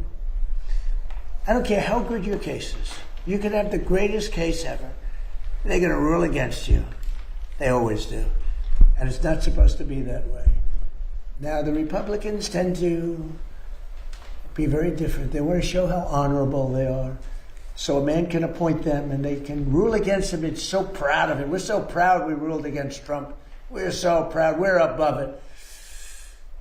There are those that say that's wonderful. And there are those that say they're so stupid.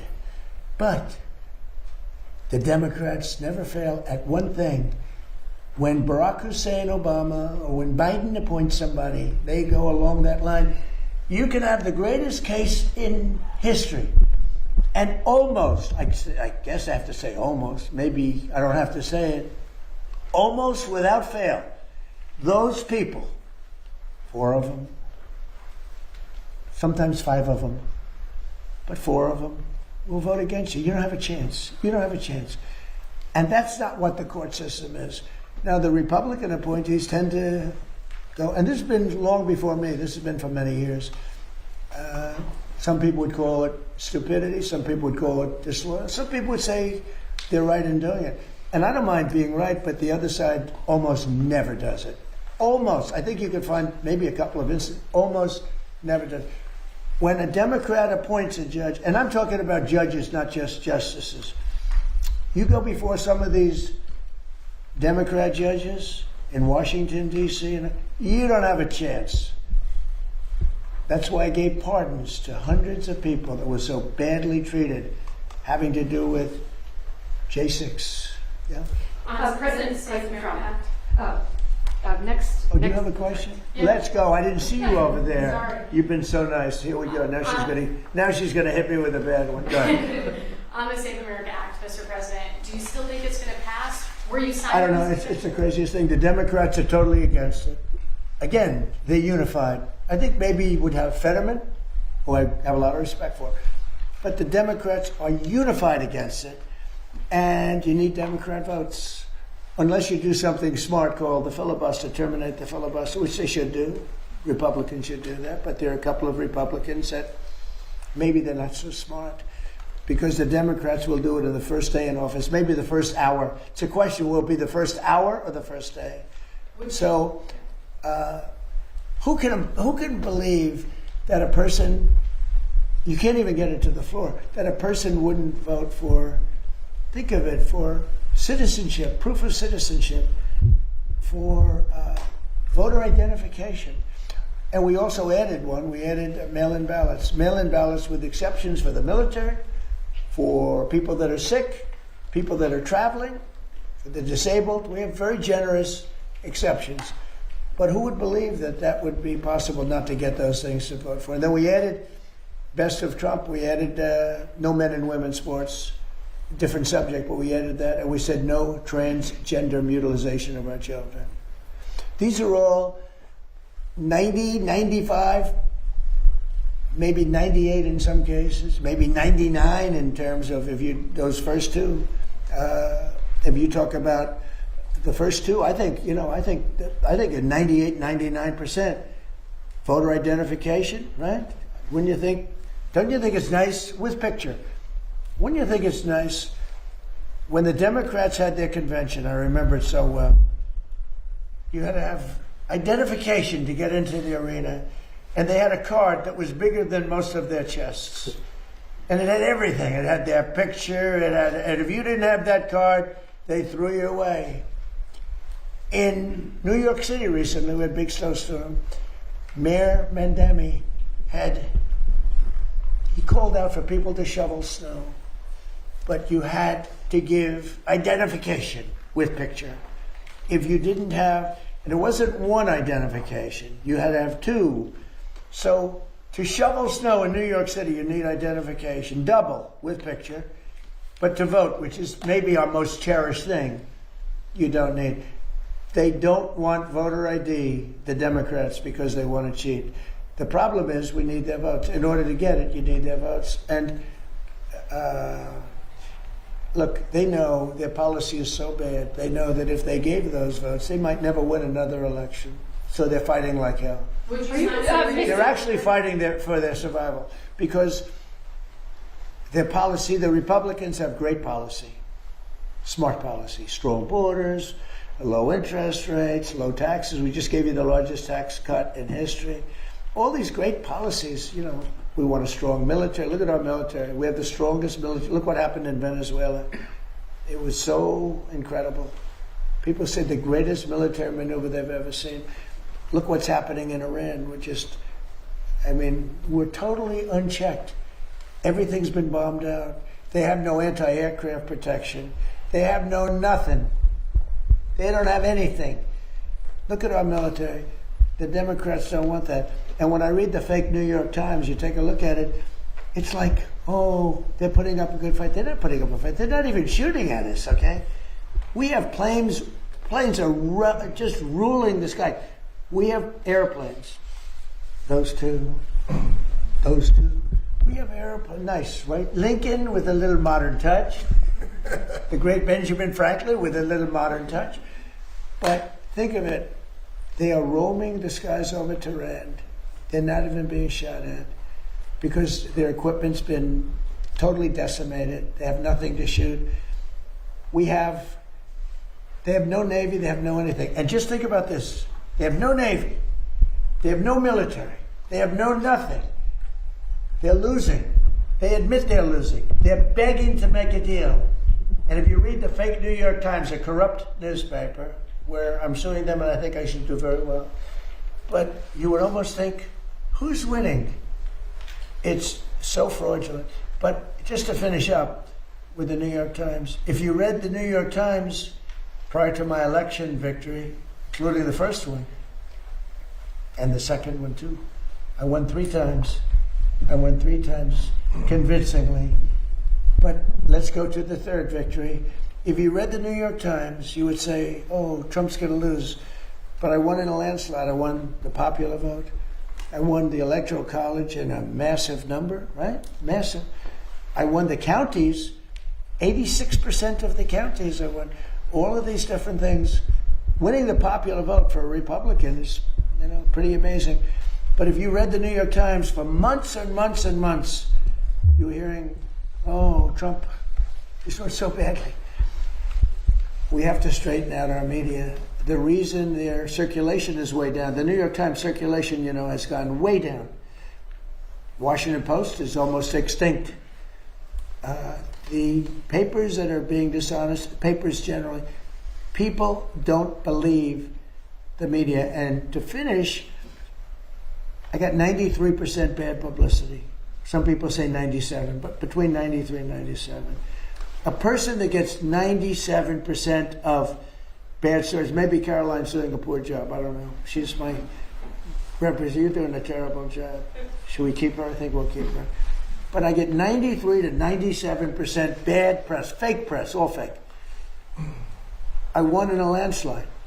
When you get 93 to 97 bad stories, bad press, and you win in a landslide, you know what that says? People don't believe the press. And when people don't believe the press, that's a very bad thing for our country. And when you look at, let's say, the New York Times or the Washington Post, the stories are so fake. Wall Street Journal, too, a lot of bad stories. I don't know what happened to them, but they're bad. Their circulation went way down. Wall Street Journal, I don't know if you saw the numbers that came out yesterday. New York Times, way down. Wall Street Journal, way down. Washington Post, #1, way down. Because people don't believe them anymore. And until they get, it's not the paper, it's not the big, it's that they have no credibility anymore, which is a very sad thing for our country. Thank you very much. Thank you, everyone.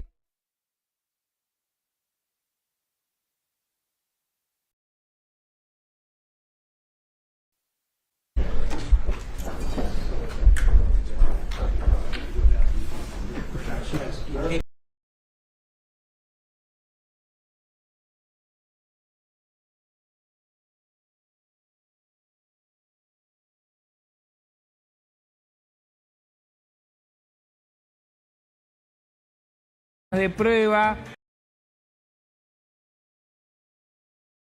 Esto sí muy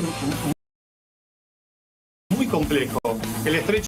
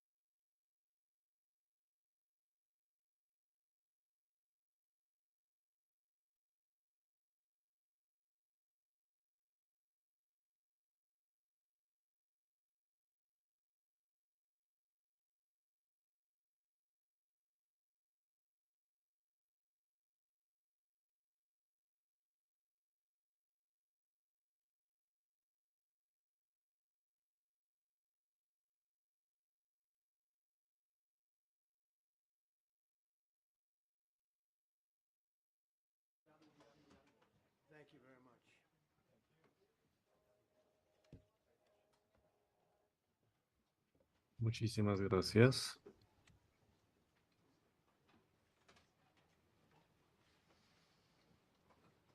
It's a great honor to be with you and happy Easter. We had a great Easter. This Para is one mí of es our un gran better honor Easters, I estar think, in a lot of con different ways. I can say ustedes. militarily, it's been one of the best. Les felicito a todos good ustedes afternoon. por We have las quite a bit to Pascuas, una de discuss. las We'll go into Pascuas pretty good increíbles detail. tenemos And we este have the año people that are most involved. We'll give you y me gustaría darles exactitude. algunos And detalles we're here today to celebrate the success of one of the sobre largest, most complex, most harrowing combat lo que searches está ocurriendo en nuestra quote, a search and campaña rescue mission militar, ever en attempted by the particular military. sobre la Generally, when operación de planes are knocked rescate down in para war, el especially when you're salvamiento fighting de a small group, nuestros an able group, pilotos. you can't really do this because you send in 200 men to pick up one, and it's something that's usually not attempted as much as you want Porque to attempt. ocurren casos And bad cuando things happen abaten to that one or hasta two. aviones y tenemos que enviar two, and grupos hasta might not 200 have been attempted personas before, but we did. para rescatar a And we los got pilotos great talent. We got y a a little luck veces too, I con would esos say. pilotos And ocurren cosas muy we were helped by a lot malas, of people, por a lot lo of que great people. ni se ocurre a And it was an nadie. honor to be involved with it. Hicimos mucho para very historic. salvarlos, This is muchísima gente fue a involucrada, rescue that's very muchísima historic. It'll go gente down in the ha books. Late ayudado, ha Thursday sido night, an algo American F-15 realmente fighter jet histórico, una went down deep operación de inside enemy rescate histórica territory que formará in parte Iran de while manuales. participating in Operation Epic Fury, where we're doing unbelievably Ustedes well, saben que en el well at a level territorio that del nobody's ever enemigo, seen before. dentro del territorio de Irán, fue The abatido entire el country could be caza taken out in one night, F-15E. and that night might be En el tomorrow marco de night. la operación Furia Épica, nosotros Both members of alcanzamos the crew unos ejected éxitos from the aircraft and increíbles. landed alive. On Iranian soil, I immediately was asked to Pero también make a hemos decision. I tenido ordered the U.S. Armed Forces to do ciertos whatever was problemas necessary sobre to el bring our territorio brave iraní. Fue warriors back home. A risky abatido decision, el avión because we could have nuestro. ended up with Hicimos 100 todo lo dead as posible opposed to para que one or nuestros two. It's a hard pilotos decision to bravos make. vuelvan a But casa. in the Fue United una States decisión military, muy we leave no arriesgada. Se American trataba behind. de We don't do it. una operación realmente Within hours, our armed forces deployed riesgosa. 21 military aircraft into hostile airspace, many flying at very low altitude, being shot by bullets. You bring rifles into play when you're going that low, but there are also Los certain aviones advantages. volaban a una altura And in broad muy daylight baja, over Iran donde for 7 hours, at pueden times facing very, very ser heavy atacadas enemy hasta fire. por We have a medio de helicopter armas that's got a lot of ligeras, y bullets los in it. pilotos Amazing. que We realizaban just la realized how good búsqueda tenían those que weapons are, sobrevolar el territorio enemigo a machines unas are. alturas muy Nobody bajas has bajo the fuego equipment enemigo that muy we have. denso. Nobody Uno has the de los military that we vehículos have, not even aéreos close. fue The most afectado, powerful pero nosotros military anywhere in the world construimos by unos far. aparatos aéreos The flight increíbles crews que and no tiene warfighters nadie aboard en el those mundo. Tenemos aircraft las took fuerzas extraordinary armadas risks to más fuertes rescue del their fellow mundo service que members. adelantan a los This demás, first wave of y search and mucho rescue forces successfully located the nuestros pilot of the pilotos, F-15, nuestras and he fuerzas was aéreas extracted from enemy territory arriesgaron by an mucho para salvar a sus HH-60 Jolly Green colegas. 2 helicopter. Fabulous machine as our warriors faced gunfire at very close range. It's amazing that Y en la campaña when you de look at the machinery, búsqueda what happened, that fueron nobody was even injured. utilizados varios Meanwhile, the aviones y second crew member, helicópteros a que weapons mostraron system una officer, a highly eficiencia respected increíble. colonel, Además, had landed a significant distance away from the pilot. When you're realizamos going at those esta speeds, operación con even if you éxito go out 2 or porque 3 seconds ninguno later, de los rescatadores ni los pilotos fueron miles away. heridos. Tanto el You're going piloto fast. principal como el tirador He was fueron injured quite salvados. badly and stranded in an area Y teeming with terrorists from the Islamic Revolutionary Guard Corps rough group, as well as besieged militia and local authorities. Many, on top of la everything búsqueda else, fue they realizada de told manera the bien rápida. communities actually within inside of Iran, the people of Iran, they were Las given fuerzas a iraníes también tremendous incentive to find iban this buscándole, pilot.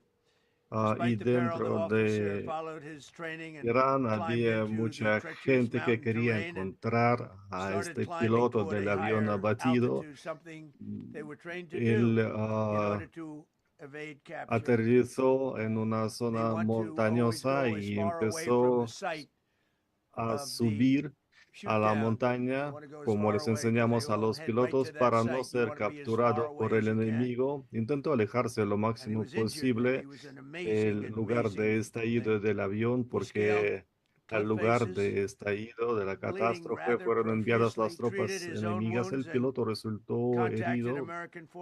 Como resultado de la catástrofe, tuvo que tratar sus propias heridas, perdió mucha sangre.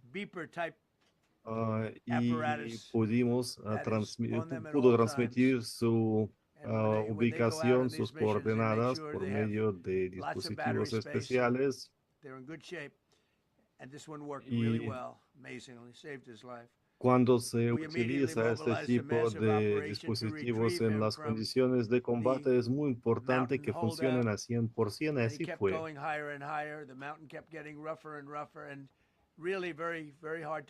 El piloto, como ya he dicho, iba subiendo a la montaña y cada vez le costaba más y más. En la segunda operación de rescate fueron utilizados 155 aviones, incluidos los bombarderos, cazas, aviones cisterna y otras naves aéreas. Asimismo, nosotros hacíamos todo para confundirle al enemigo, ya que tenían en la zona muchas fuerzas, miles de personas que iban buscando a nuestro piloto para capturarle.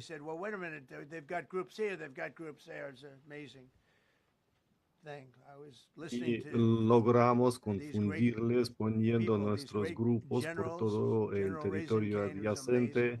Algo increíble en realidad. Esta gente fascinante, los generales, todos mostraron que sabían perfectamente cómo hacer su trabajo.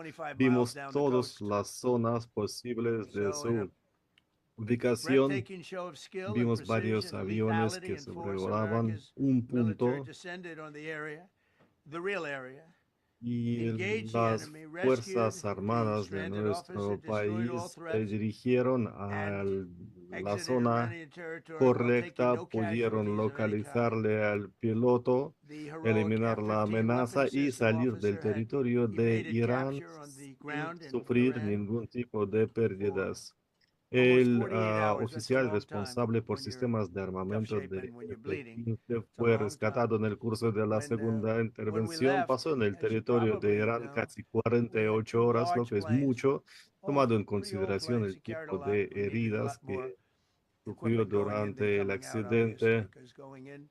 Tuvimos dos grandes aviones, realmente grandes, en la búsqueda, sobrevolaron las montañas, trajeron muchos equipos y también había arena, mucha arena húmeda en el suelo, y teníamos duda de que esos aviones eran capaces de despegar, y por eso nosotros trajimos allá aviones más ligeros. Los aviones pesados resultaron atascados en la arena y tuvimos que explotarlos porque no queríamos que los grupos armados iraníes se apoderaran de nuestros aviones, que los estudiaran. Así que tuvimos que volar aquellos aviones pesados que trajeron todo el material necesario para la búsqueda, y trajimos otros aviones más ligeros capaces de aterrizarse sobre arena húmeda sin quedarse allá, y funcionaron de maravilla. They rebuilt these helicopters in less than 10 minutes. And that was one of the more amazing things. These are helicopters. Había Small, aviones unbelievably con powerful,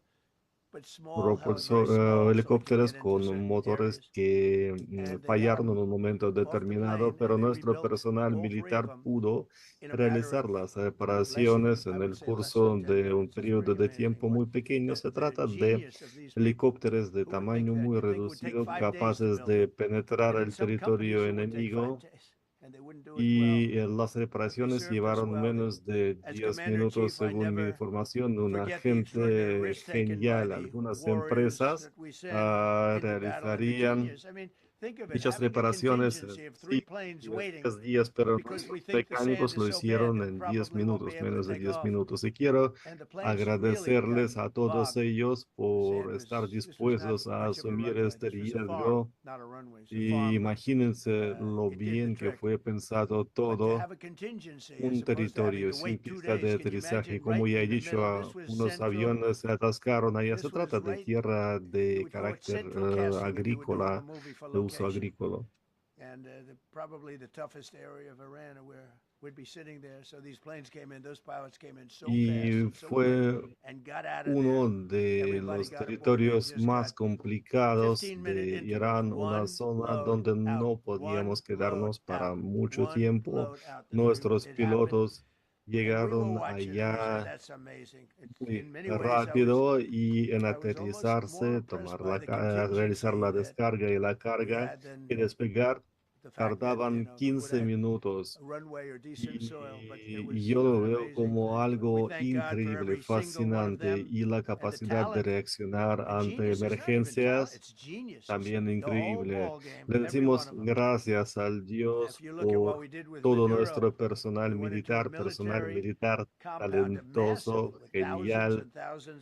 Ustedes se acuerdan perfectamente lo que hicimos con Maduro. Se trataba de una base militar con miles y miles de dispositivos, y él estaba detrás de unas puertas de acero, pero pudimos abrirlas rápidamente y en unos minutos traerle a uno de nuestros helicópteros. Así que tenemos un personal militar muy talentoso, y haremos todo lo posible para devolver a nuestro personal militar a casa sanos y salvos. Les doy gracias a nuestras fuerzas armadas que participaron en esta operación militar. Es una operación militar sin precedentes, y cuando veo esos territorios, cuando veo la gente disparando contra nuestras Fuerzas Armadas, no se puede creer. Es posible resolver esta situación como la hemos resuelto nosotros. El Dios nos cuida. Nuestro helicóptero sufrió algunos daños, pero pudo volver sin problemas mayores. Dos operaciones fascinantes de rescate. En cuanto a la primera operación, no queríamos divulgar esta información, la reteníamos durante una hora, pero hubo una fuga. Espero que encontraremos a la persona que cometió dicha fuga. Y los medios informaron que nos faltaba una persona todavía, uno de los pilotos. No sé quién contribuyó a la fuga, pero lo averiguaremos. Nosotros ya nos hemos dirigido a los medios para saber quién nos proporcionó dicha información. Y debido a lo que hicieron, todo Irán supo que en su territorio se encontraba uno de los pilotos, y le complicó mucho la lucha por su vida, y complicó muchísimo el trabajo de los que intentaron encontrarle para salvarle.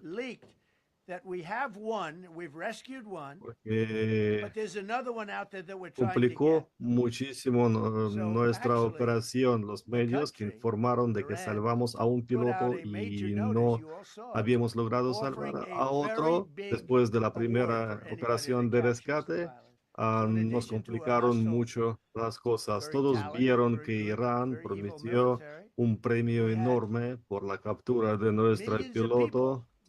Y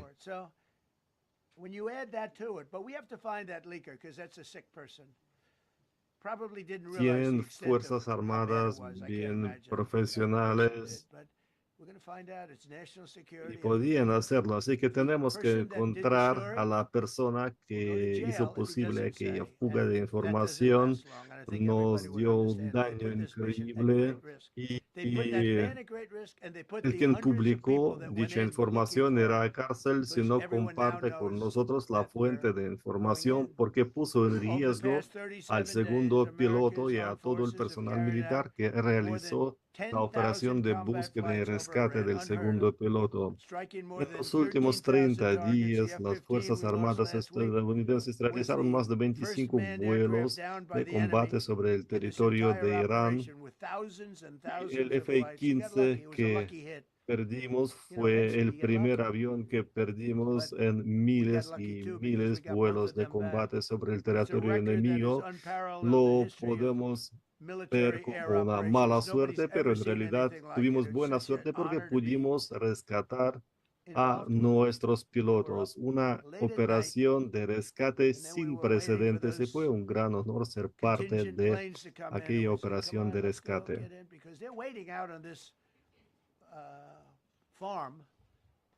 Y mientras esperábamos la vuelta de los aviones de aquel territorio rural, aviones aterrizados en arena húmeda, en la zona agrícola, mientras estábamos esperando aquellos aviones, yo dije que esperaba que el avión era capaz de despegar para volver a la seguridad y fue así. That's where the whole bet is. And here we are sitting there waiting for a plane. But they came in so fast and so hard. Y repito que se trata del corazón del territorio iraní. Nuestros dirigentes militares dijeron que había que actuar y salvamos a nuestros pilotos uno tras otro. No pudimos hacerlo simultáneamente, ya que las condiciones fueron muy complicadas, la arena húmeda. Y estoy orgulloso de participar en ello con Witkoff, con Kushner, con los que realizaron el trabajo de rescate, que fue una maravilla, algo realmente increíble.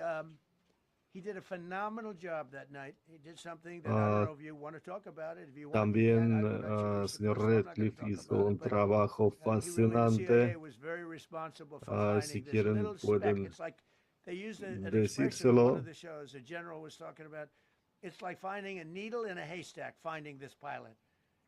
Y en uno de los programas televisivos, uno de los generales dijo que encontrar a este piloto fue dificilísimo, como un grano de arena en la playa, pero lograron hacerlo.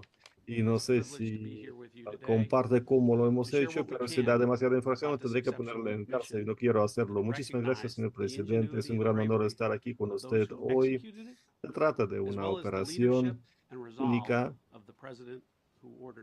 Me gustaría resaltar el coraje de los operadores que realizaron esta operación y el coraje del presidente, quien dio la orden de hacerlo. Una de las operaciones sin precedentes tan características para nuestra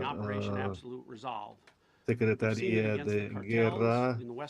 Vimos unas operaciones al estilo en Irán el verano pasado, en Venezuela, en la lucha contra carteles, y es lo que vemos cada día en el marco de la operación Furia Épica. Esta operación de rescate del territorio del enemigo es parte de gran operación. Las Fuerzas Armadas de Estados Unidos tienen una larga tradición de no dejar atrás a nadie, así que no podíamos fallar y no podíamos fallar a nuestros pilotos. Nuestras agencias, CIA en particular, disponen de capacidades únicas, pero su uso puede ser sancionado solo por el presidente, porque se trata, entre otras cosas, de las actividades secretas y no puedo revelarles todos los detalles de la operación realizada. Los Estados Unidos aprovecharon tanto los recursos humanos como los medios técnicos de los que no dispone ningún otro país en el mundo. Nosotros realizamos la búsqueda en todo el territorio adyacente y era muy importante actuar de manera más rápida posible. Había que encontrar a nuestro piloto y también engañarle a nuestro adversario. Y gracias a los recursos humanos y los recursos técnicos aprovechados por CIA y sancionados por el presidente, todo ello nos permitió engañarle al enemigo para que los iraníes lo busquen en un lugar erróneo y equivocado. Y nosotros cumplimos con el objetivo principal de encontrar nuestro piloto, ayudarle a salvarse, pudo sobrevivir, pudo esconderse en las montañas, en los barrancos de las montañas iraníes. En cuanto nos enteramos de que estaba vivo, le informamos al presidente, a Hexet, y nos pusimos a realizar la operación de rescate. El sábado por la noche nosotros ya estábamos seguros de que iba a ser una vergüenza para los iraníes porque la operación iba a ser el éxito. El presidente nos dio a entender de manera bien clara que había que cumplir la misión con resultado positivo y nos brindó el apoyo de CIA para esta operación. Nuestra agencia de inteligencia y el Departamento de Guerra hicieron una aportación difícil de sobreevaluar y se trata tanto de lo que están haciendo en el campo de batalla como lo que están haciendo en torno al campo de batalla, pero todo aquello fuera en vano si nuestro presidente no se atreviera a actuar. Le estoy muy agradecido por esta intervención tan exitosa y yo creo que el pueblo estadounidense puede sentirse parte de esta operación y la fe en nuestras Fuerzas Armadas y nuestro personal militar se ha afianzado gracias a esta operación. Y, nuestro presidente está decidido y resuelto a tomar las decisiones importantes cuando es necesario, arriesgando lo que hay que arriesgar. El pueblo estadounidense debe saber que nuestro presidente es capaz de resolver los problemas que no pueden resolver los políticos de ningún otro país, ningún otro lado. Pueden estar seguros de que cuando nuestro presidente dice que le vamos a salvar, cueste lo que cueste, vendremos a por ustedes. Well, John, thank you for the collaboration of the CIA as well, incredible and ongoing partnership. Muchísimas gracias por la cooperación. Nosotros cooperamos de manera increíble con CIA y no puedo sino mencionar a nuestro personal militar tan bravo. Este sábado y domingo nosotros otra vez hemos probado que las Fuerzas Armadas de Estados Unidos son las mejores del mundo. Nuestras operaciones de combate, al igual que las operaciones de rescate en el territorio de Irán, son operaciones que requieren una precisión, unas habilidades y un coraje increíbles, y tenemos todo ello. Nuestras Fuerzas Armadas son imparables. Cuando fueron abatidos nuestros pilotos, nosotros actuamos sin perder tiempo. nuestros servicios de inteligencia y nuestras fuerzas armadas enseguida se pusieron a estudiar la zona donde fue abatido el avión y resultó que la amenaza iraní fue sobreestimada y no pudo con nuestras Fuerzas Armadas. En cualquier caso, se trata de una operación muy arriesgada en el corazón del territorio iraní. Utilizamos las tácticas de engaño, realizamos nuestro trabajo en coordinación entre todas las partes de nuestras Fuerzas Armadas y los iraníes hasta ahora no pueden entender cómo lo alcanzamos.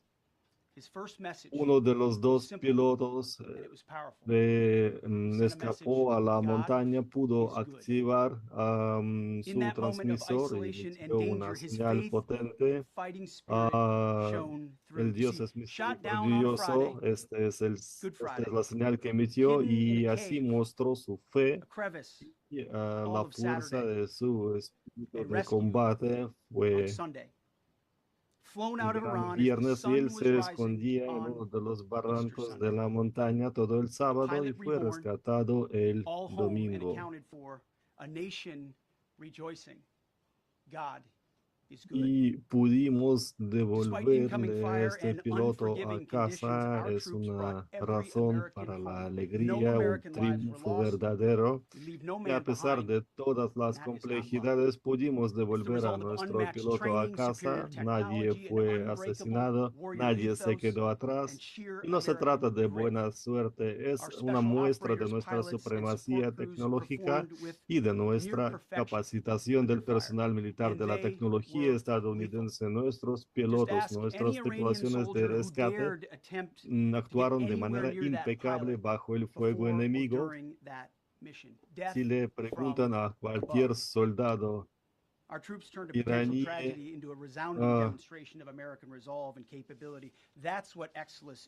no había la posibilidad de acercarse al piloto nuestro. A todos quienes lo hubieran intentado les habrían matado desde el aire y hay que tener claro que nada de ello hubiera sido posible sin el liderazgo valiente del presidente Donald Trump. En cuanto nuestro avión fue abatido, nuestro presidente dejó claro desde el principio que nadie se quedaría atrás. La primera misión fue una misión atrevida en plena luz del día. La operación fue iniciada pasadas menos de 2 horas desde el momento de estallido del avión. Señor presidente tomó aquella decisión por la noche sin perder tiempo y John nos ayudó mucho en ello y también inmediatamente se puso a trabajar en la implementación de la decisión y de la resolución del presidente. Asimismo, íbamos coordinando los esfuerzos de nuestras Fuerzas Armadas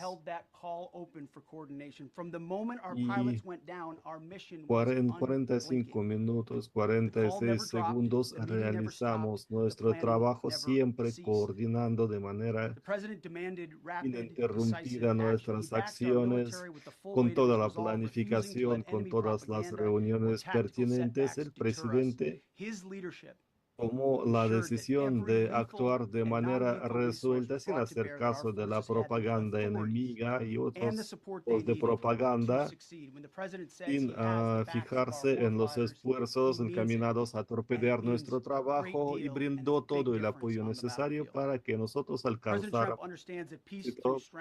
Y creo que eso influyó y mucho en la situación.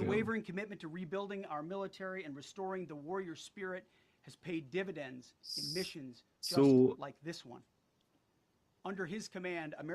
decisión resuelta de reconfigurar y reformar nuestras Fuerzas Armadas brinda sus resultados. Gracias a él, nuestras Fuerzas Armadas y los Estados Unidos en general van proyectando su fuerza y devuelven a su personal militar. Y como dijo el presidente, hoy habrá una ola de ataques, una ola muy fuerte, más fuerte que las anteriores, y mañana habrá otra ola de ataques aún más fuerte. Y el mensaje es que ustedes tienen que pensar dos veces lo que están haciendo, porque es diferente de lo que hacen. Los que organizaron la operación de rescate tienen que saber que todo el país, todos nosotros estamos impresionados por su éxito. Son la manifestación de todo lo mejor que en Estados Unidos. Su coraje, su resistencia son increíbles. Su lealtad y su fe, su seguridad de que el Dios es misericordioso es algo increíble. Nosotros siempre estamos dispuestos a salvar a los nuestros, siempre estamos dispuestos a cumplir con nuestras tareas. Nosotros estábamos en pleno día, a plena luz del día, sobre el territorio de Irán buscando a nuestros pilotos. Estábamos ahí de día, estábamos ahí de noche para salvar a los dos pilotos. Nosotros combatimos y bajo el liderazgo del presidente Trump vamos ganando y triunfando. Buenas tardes a todos. Gracias al señor presidente, gracias al señor ministro. Antes de empezar, me gustaría decir sé que muchos de ustedes quieren saber los detalles, pero no voy a revelar lo que no puedo revelar.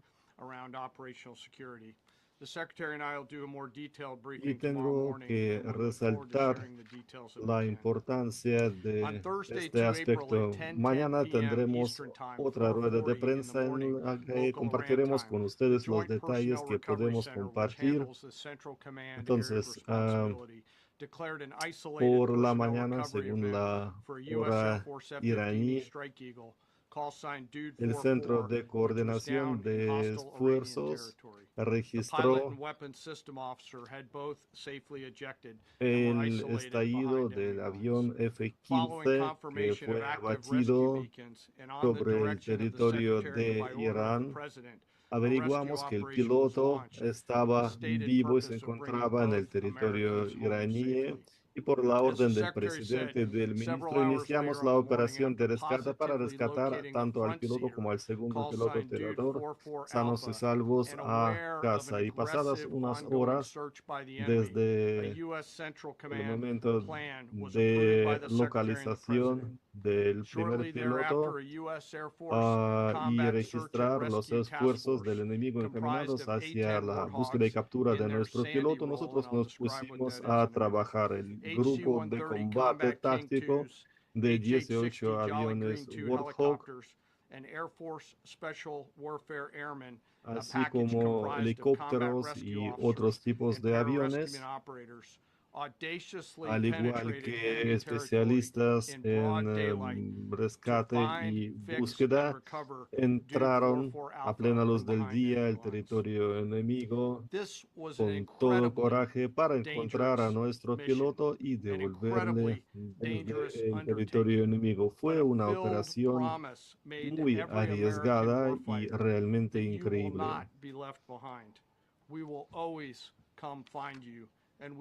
Y es una promesa para todos los efectivos estadounidenses. Nunca les dejaremos y siempre les devolveremos a casa. El día siguiente, nuestras Fuerzas Armadas entraron en el espacio aéreo iraní para dar la cobertura necesaria, y todo ello bajo el fuego enemigo. Nosotros seguíamos cumpliendo nuestras tareas, y en el curso de este trabajo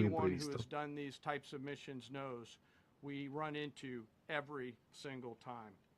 the force fought off both of those enemies Y incredibly well. los que During the alguna period of vez darkness on han Saturday, and as the participado en Secretary said, operaciones de into esta Easter índole saben Sunday que los and into the imprevistos es algo que daylight, ocurre the siempre. force fought its way in and El rescued sábado Duke por la 44 noche, Bravo. They were protected overhead nuestro by an air grupo armada, militar including pudo tactical llegar drones, al strike lugar donde aircraft, se and others. encontraba nuestro The segundo force piloto. fought through multiple Estaban simultaneous protegidos por una contingencies, armada de naves something no aéreas, other incluidos nation, no drones other y military otras could naves. do, and safely returned Duke Y 44 Bravo the teníamos backseater otros home, planes de and emergencia y all other realizamos Americans algo home as well. increíble para At otras midnight fuerzas 12 armadas local del mundo. Eastern Time, Easter Sunday, Y more than devolvimos 50 a hours nuestra after gente the a start casa. of this operation, the Joint Personnel Recovery Pasadas Center más de declared Duke 50 44 horas Bravo desde both el the front inicio and de back dicha seater operación, returned to friendly nuestro territory. centro de rescate The courage demonstrated by anunció both the que los pilot dos and the weapons pilotos system ya se officer were encontraban en el isolated, territorio and them amigo. invading the enemy cannot El be coraje overstated. que Their mostraron grit tanto and los warfighting pilotos tenacity is como a el primer direct piloto y el result of the operador de los absolute sistemas trust de they have in armamento our es rescue algo forces, que no their se puede training, and their will to sobreestimar. survive and return. Tampoco They always podemos knew that we would be sobreestimar ordered la to go get confianza them, que and tenían they en always nuestras knew Fuerzas that we would be Armadas. coming to Siempre get them. sabían que These nosotros two íbamos a operations salvarles. reflect our nation's most Siempre sacred sabían que obligation to our nosotros military íbamos service members. a venir We en leave no cualquier one behind, caso, bless you.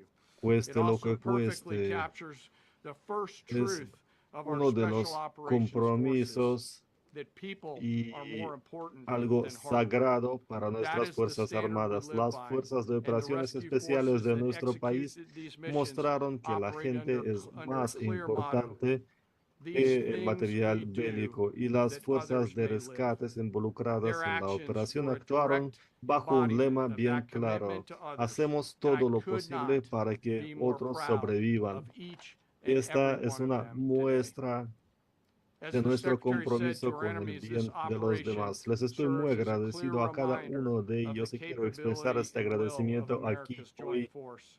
The United Como States ya of hemos America will dicho, recover our es un warfighters recuerdo anywhere para in the nuestros world, enemigos, under para que any sepan conditions, lo que when pueden we hacer want to. nuestras We will Fuerzas always Armadas. bring Los Estados overwhelming skill Unidos and siempre firepower. devuelven To a every los member of the suyos, joint force, our independientemente interagency de partners, las the condiciones. leadership at CENTCOM, and our leaders at the Cada department and above, thank you. I'm militar, proud cada of each and every one of efectivo, you, cada and thankful to our deployed operativo de forces nuestras fuerzas and their especiales. families. Quiero And decirles que lastly, les estoy and muy most agradecido, importantly, estoy to orgulloso Duke de 44, todos welcome ustedes home.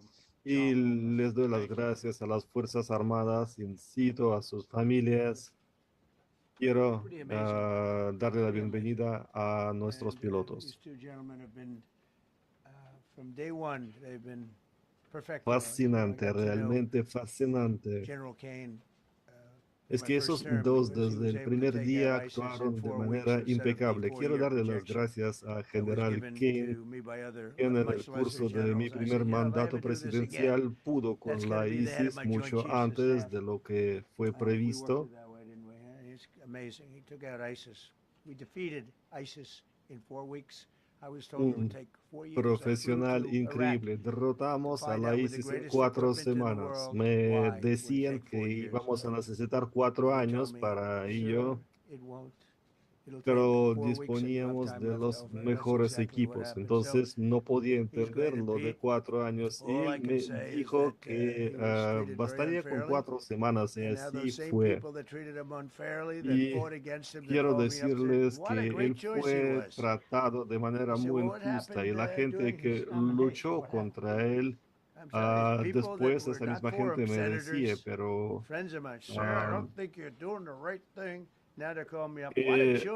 opción más, qué elección más apropiada. Primero me decían que me equivoqué eligiéndole a él para la operación, y después ellos mismos me decían que era la elección más oportuna. Y ahora también vemos trabajo de un genio. Una vez vio una especie de movimiento en la montaña Y dijo, probablemente nos equivocamos, pero algo se mueve allá. Se trata de un territorio montañoso enorme con vegetación. Él vio muy bien allá a distancia de 40 millas y dijo que probablemente se trataba de una persona. Pasó un rato y vimos más movimiento y así nos dimos con el piloto. No sabíamos dónde se encontraba, desconocimos su ubicación exacta porque se trataba de un complejo de montañas grandes y yo quiero dar las gracias a CIA. Sí, por favor. Muchísimas gracias, señor presidente, por esta preciosa oportunidad. Nuestro país tiene las mejores fuerzas armadas y usted también es un factor decisivo que aporta de manera decisiva al éxito. ¿Cómo fue su reacción cuando supo que la región de Kurdistán iba a seguir a exportar el crudo al mercado internacional con su apoyo? Pues eso es lo que esperaba. Les conozco a los habitantes de esta región desde hace mucho. Y otra pregunta, ¿cómo hubiera reaccionado usted si el pueblo iraní se habría levantado contra el régimen durante el armisticio? Pues tienen que hacerlo, pero tienen que entender las consecuencias, porque si salen a protestar les van a fusilar. Hubo un luchador, el campeón, el mejor del mundo, y él fue ahorcado. Y lo único que hizo, habló a favor de la libertad, y tanto él como sus amigos fueron ejecutados. En total, si no me equivoco, fueron asesinados 45,000 personas. Los que salen a protestar saben perfectamente que les van a encontrar y les van a ejecutar. Y muchos preguntan, ¿por qué hacen lo que hacen? Es que no podemos permitir que Irán obtenga armas nucleares. Ahora el régimen ya es muy distinto del anterior. La gente que gobierna el país, en mi opinión, es más sensata, más razonable y menos radical. Ya hubo un cambio de régimen. Y la postura que tengo es muy simple. Alguna gente dice que no tengo el plan. Yo tengo el mejor plan de todos, pero no quiero revelarlo. No voy a decirles que a las 9:47 vamos a atacar allá o acá. No, no vamos a hacerlo así. Esta gente de aquí sí sabe de qué consiste el plan. Y es muy injusto cuando la gente dice que no tenga plan. Me van insultando desde hace mucho con las noticias falsas, con bulos. Tenemos el plan y mi gente tiene el plan. Todo está bien pensado, pero yo no puedo compartir este plan con los demás. Y estoy realmente fascinado por el éxito de esta operación. Usted ha dicho que los iraníes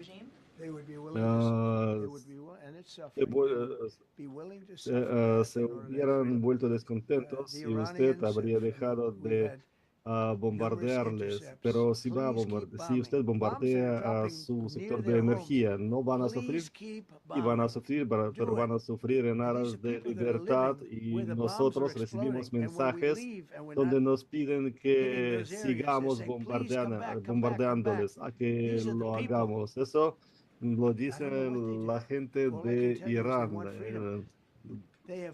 Nos piden que volvamos. No sé qué ocurre allá, pero sé que ellos quieren ser libres. Ellos viven en un mundo que ustedes ni se imaginan, un mundo cruel. Si sales a protestar, te fusilan allá.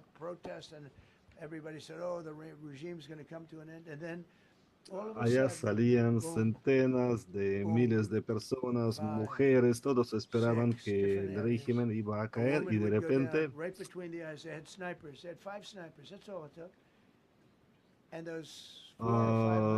empezaron a disparar contra la multitud. Los francotiradores tiraban a las mujeres en la cabeza 5 o 6, hubo una mujer a la que le dispararon entre los ojos y caen al suelo 4, 5, 6 de ellas. Y en esa enorme multitud empiezan a los gritos, nadie entiende quién lo ha hecho, porque es gente fascinante, pero viven una vida tremenda. And I know so many. I know coming from New York, originally I know so many people from La gente iraní es increíble. Yo conozco a muchos iraníes y con gente muy buena, con energía muy The buena. Great Woman March. Everybody was like, "Oh, this is the end of the country," and then snipers selectively picked. Pero no sé si se acuerdan aquella marcha de mujeres muy grande cuando muchos decían Nobody even knew where they que coming from. This wasn't like a machine gun, which is also simbolizaba very el bad. They've fin done that del too. They did that régimen de allá recently. y sufrieron un ataque por parte de francotiradores Sitting on the top of y buildings, además disparaban aiming and de hitting armas women. automáticas And when they see people go down, and all of a sudden there's a y riot los francotiradores desde los tejados de los edificios adyacentes tiraban en las mujeres desde los tejados, en las cabezas. En las noticias no hablan nada de ello, prefieren hablar de los derechos de la mujer, etcétera, etcétera. freedom for Iran.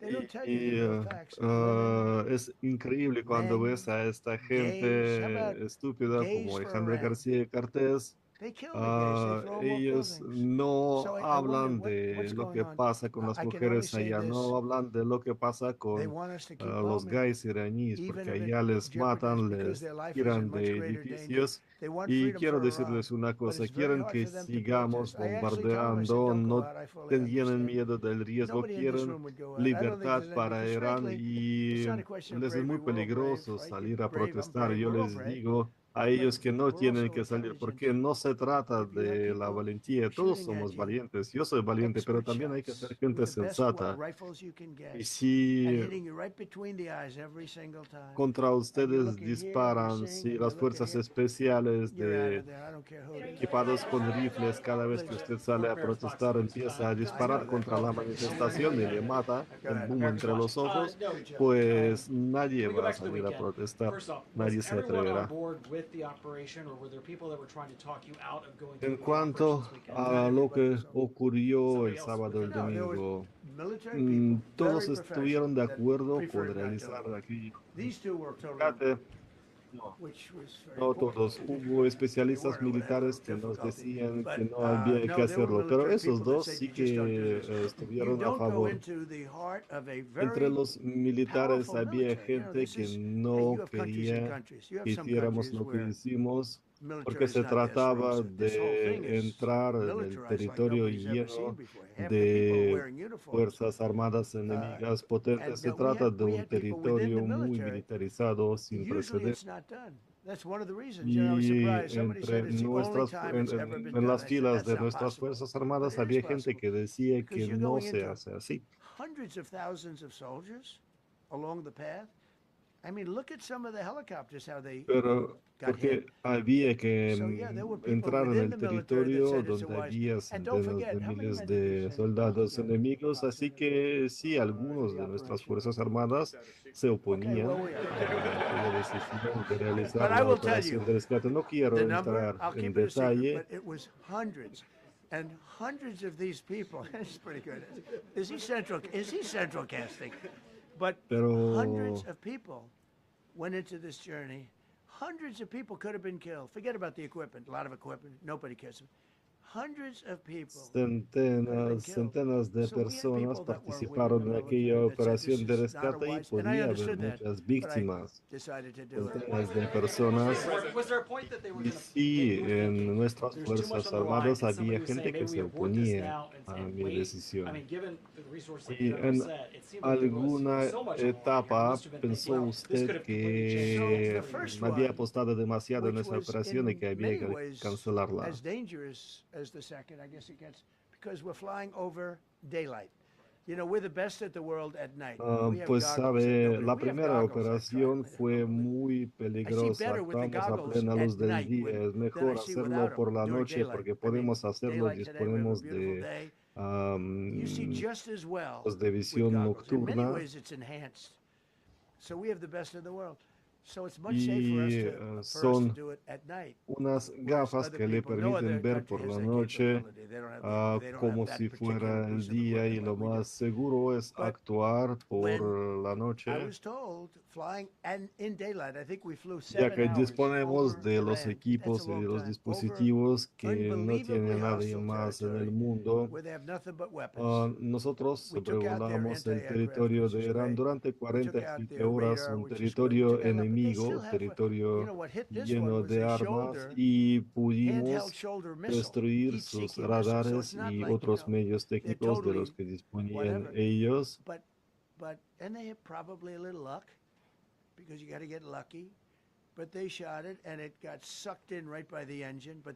Pero yo creo que también tuvimos buena suerte en parte, por lo menos. Pero en cualquier caso, nuestro personal militar hizo todo muy bien.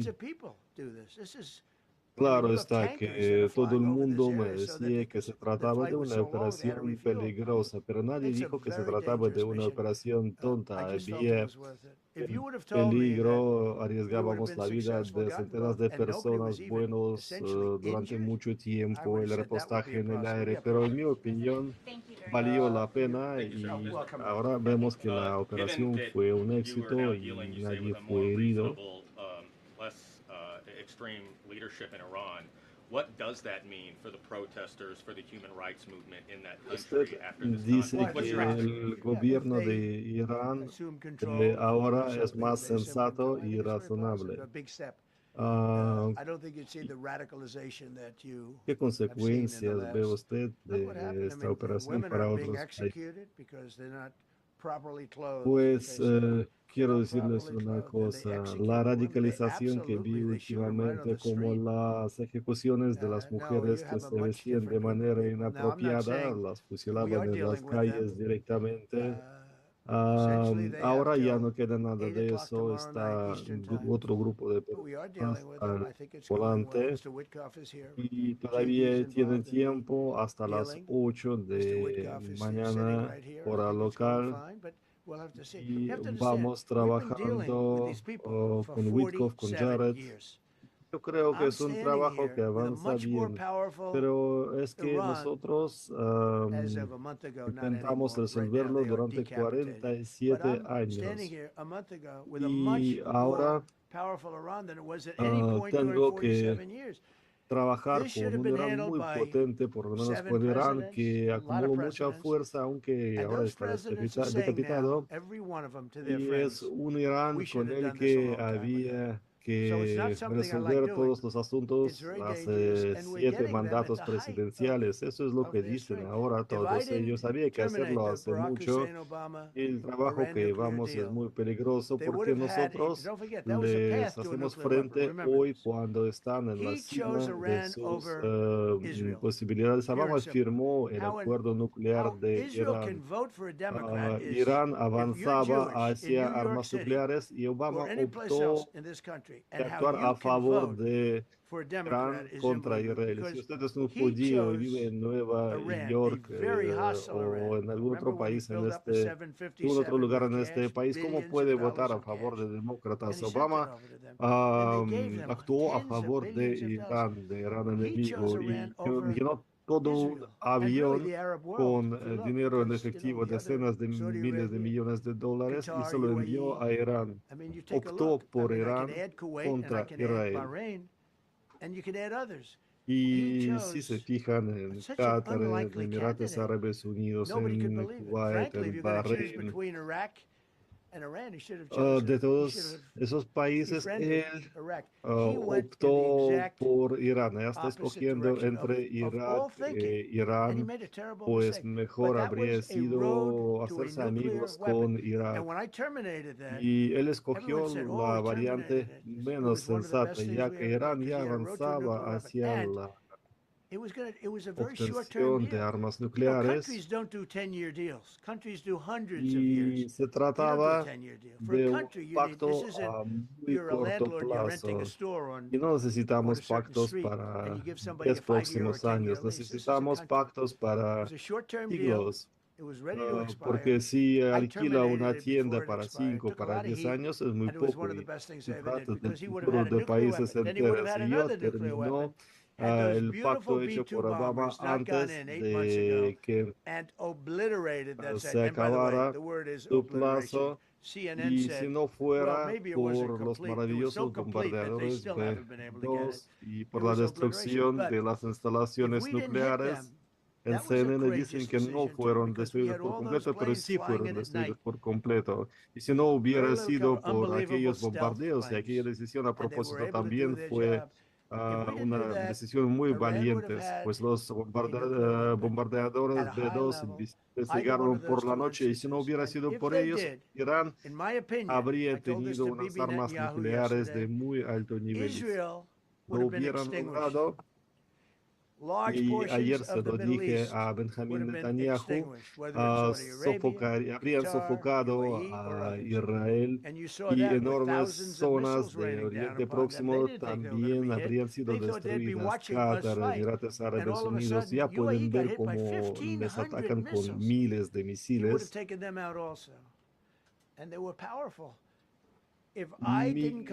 500 misiles fueron lanzados contra Emiratos Árabes Unidos. Y si no fuera por mí, si no fuera por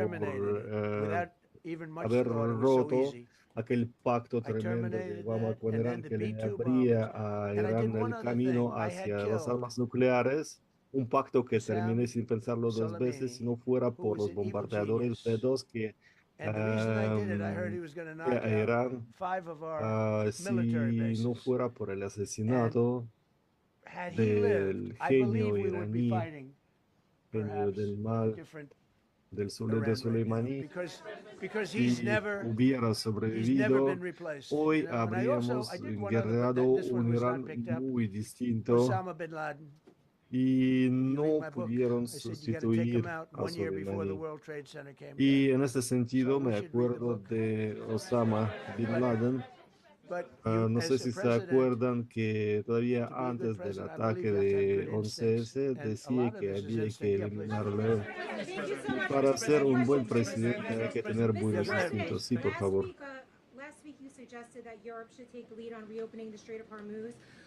La semana pasada usted ofreció abrir el estrecho de Hormuz y dio 48 horas, fue un ultimátum.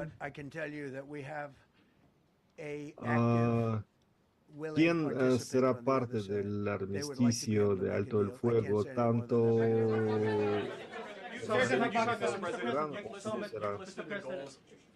es que tenemos un socio quien está dispuesto a actuar en el marco de este plan, pero no puedo darles más información. Soy de los medios de Kurdistán, del medio más grande. Usted decía antes que no quería que los kurdos entren en Irán y que se sometan a un peligro. ¿Qué rol ve para la población de Kurdistán? Yo preferiría que no intervinieran, porque van a darse con problemas y habrá muchas muertes. Deliberate attacks on civilian infrastructure violate the Geneva Conventions and international law. Los ataques contra los objetos civiles infringen las convenciones de Ginebra. ¿Y de dónde es usted? Soy de New York Times. Y usted sabe que su político va perdiendo los rankings. Les voy a decir una cosa. Espero que no tenga que hacerlo, pero en el curso de 47 años íbamos negociando con Irán y no llegamos al resultado. No van a obtener armas nucleares. Si alguien me sustituye, este alguien será débil y eso es posible porque hubo muchos presidentes estadounidenses que le tenían miedo al Irán y fueron débiles y no eficientes. Irán va a obtener las armas nucleares. Y, y ustedes creen que es algo mal que gente loca, gente anormal desde el punto de vista político y desde otros puntos de vista, que esta gente loca y a la vez rica y poderosa, esta gente tenga armas nucleares, pues no, nunca será así y puede decírselo así directamente a sus amigos de New York Times. Ustedes ya como periódico no tienen ninguna autoridad, porque New York Times decía que yo no iba a ganar y gané y con mucho éxito. No tienen ya ninguna autoridad. Ustedes su periódico. Es un periódico que ya está a punto de morir y es necesario para que cambie esa situación que brinden información correcta y no los bulos. Su retórica sobre la guerra ha cambiado. Antes usted decía que la guerra estaba terminándose y ahora usted dice que va a haber más ataques. ¿Qué pasa? Es que no puedo revelarles esta información. Depende de lo que estén haciendo. Tienen tiempo todavía hasta las 8 de mañana. He fijado este plazo. Me pidieron este plazo y le dije así, les diera 10 días y esos 10 días se agotan hoy. En realidad resulta que les di 11 días. Pero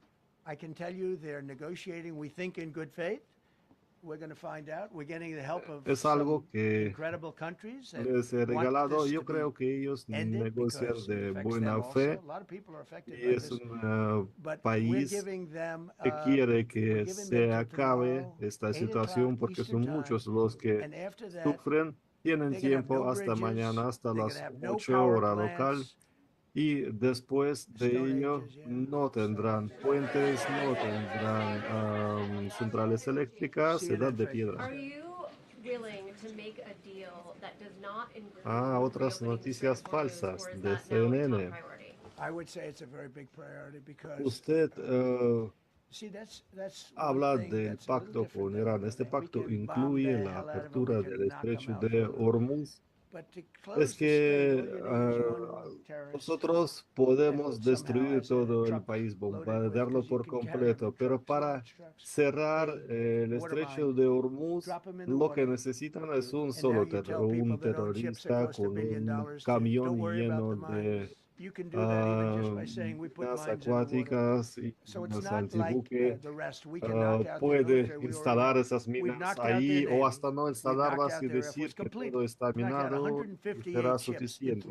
Nosotros destruimos por completo su armada, sus buques de guerra y hasta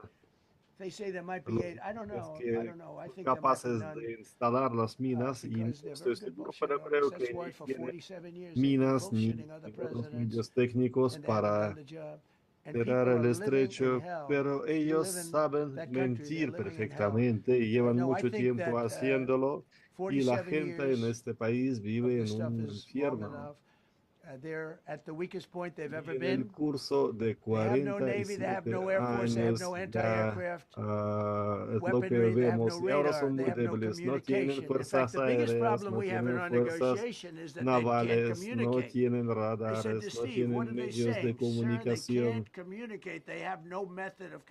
Y una de las complejidades muy importantes es precisamente la falta de comunicación en el territorio iraní. Y ahora tendrán que comunicarse como hace 2000 años.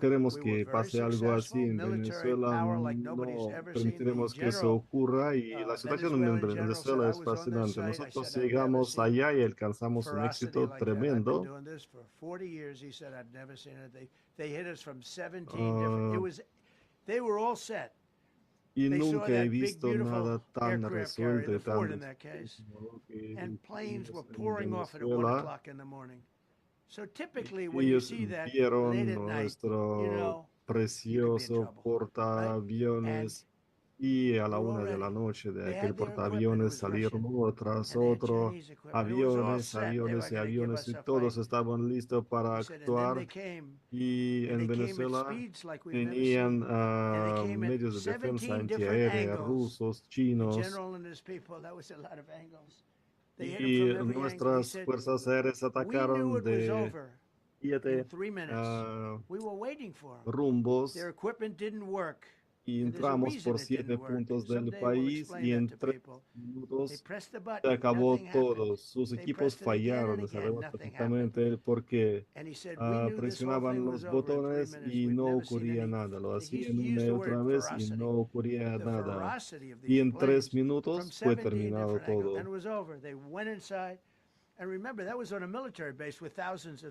Y la furia con la que actuaron nuestros aviones fue realmente increíble. Los venezolanos tenían miles de soldados y miraban a lo que estaba ocurriendo y entendían perfectamente que había que salvarse, había que correr. Tenemos unas fuerzas armadas increíbles, realmente grandes.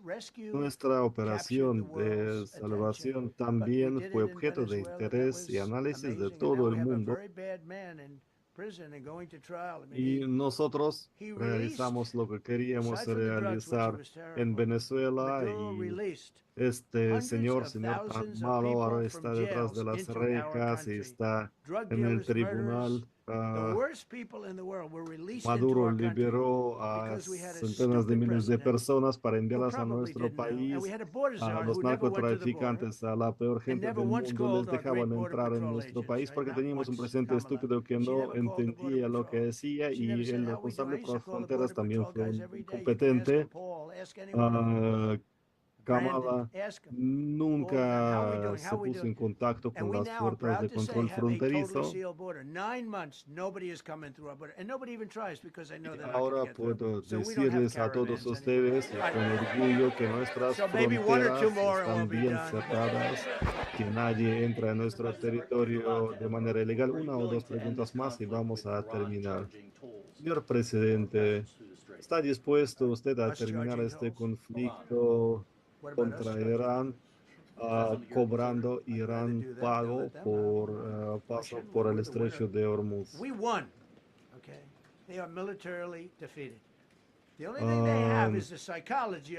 Nosotros hemos ganado. Ellos han sufrido una derrota militar. Lo único que tienen es la capacidad de cerrar el estrecho de Hormuz lanzando 1 o 2 minas al agua. Just to clarify, in order for Iran to successfully meet your deadline tomorrow, do they have to make a deal, open the strait, or both? We have to have a deal.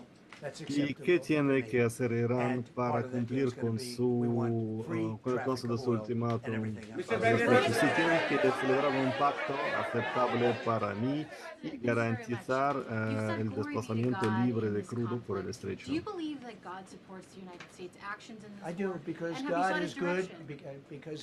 ¿Cree usted en que el Dios está con las Fuerzas Armadas de Estados Unidos? Sí, creo en ello porque el Dios es misericordioso. Y a Dios no le gusta lo que está ocurriendo, tampoco me gusta a mí, no es ningún placer para mí ni para esos dos que están a mi lado. No me gusta ver gente morir. Haré 8 guerras, nadie más pudo hacer nada parecido. Y la ganadora del Premio Nobel del Mundo vino a mí y me dijo que el premio era para mí, una persona fascinante, María. Vino a mí y dijo que era ridículo porque le dieron el premio cuando el presidente Trump terminó 8 guerras. El presidente de Pakistán dijo que el presidente Trump salvó de 30 a 40 millones de personas y para mí es una fuente de placer y de alegría mucho mayor que lo que estamos haciendo ahora. Ayer en su red social usted llamó a los iraníes bastardos locos. ¿Qué va a decir a sus críticos? No me importan los críticos. Los críticos dicen que probablemente hay que chequear su estado mental. for many years En until I este came caso, along. yo diría So que if that's the case, you're necesitamos going to have más more gente people. como Josh, yo. you go. Nuestro país durante muchos Josh, you años go. fue engañado y necesitamos más gente como Yeah. including power plants, bridges, you've mentioned those. Very Are little is Sure. off limits. Are there certain kinds of civilian targets, though? I'm thinking schools I don't want or to tell you that. hospitals that you I don't want would to say tell you is that. off- We have a plan because of the power of our military, where every bridge in Iran will be decimated by 12 o'clock tomorrow night, where every power plant in Iran will be out of business, burning, exploding, and never to be used again. I mean, complete demolition by 12 o'clock. And it'll happen over a period of 4 hours if we wanted to. We don't want that to happen. We may even get involved with helping them rebuild their nation. And you know what? If that's the case, the last thing we want to do is start with power plants, which are among the most expensive thing, and bridges. You saw the bridge went. We were very close to a deal. And then I got a call from Mr. Witkoff, Mr. Kushner, and JD saying, I think they're breaking the deal. I said, tell them that's okay. Don't worry about it.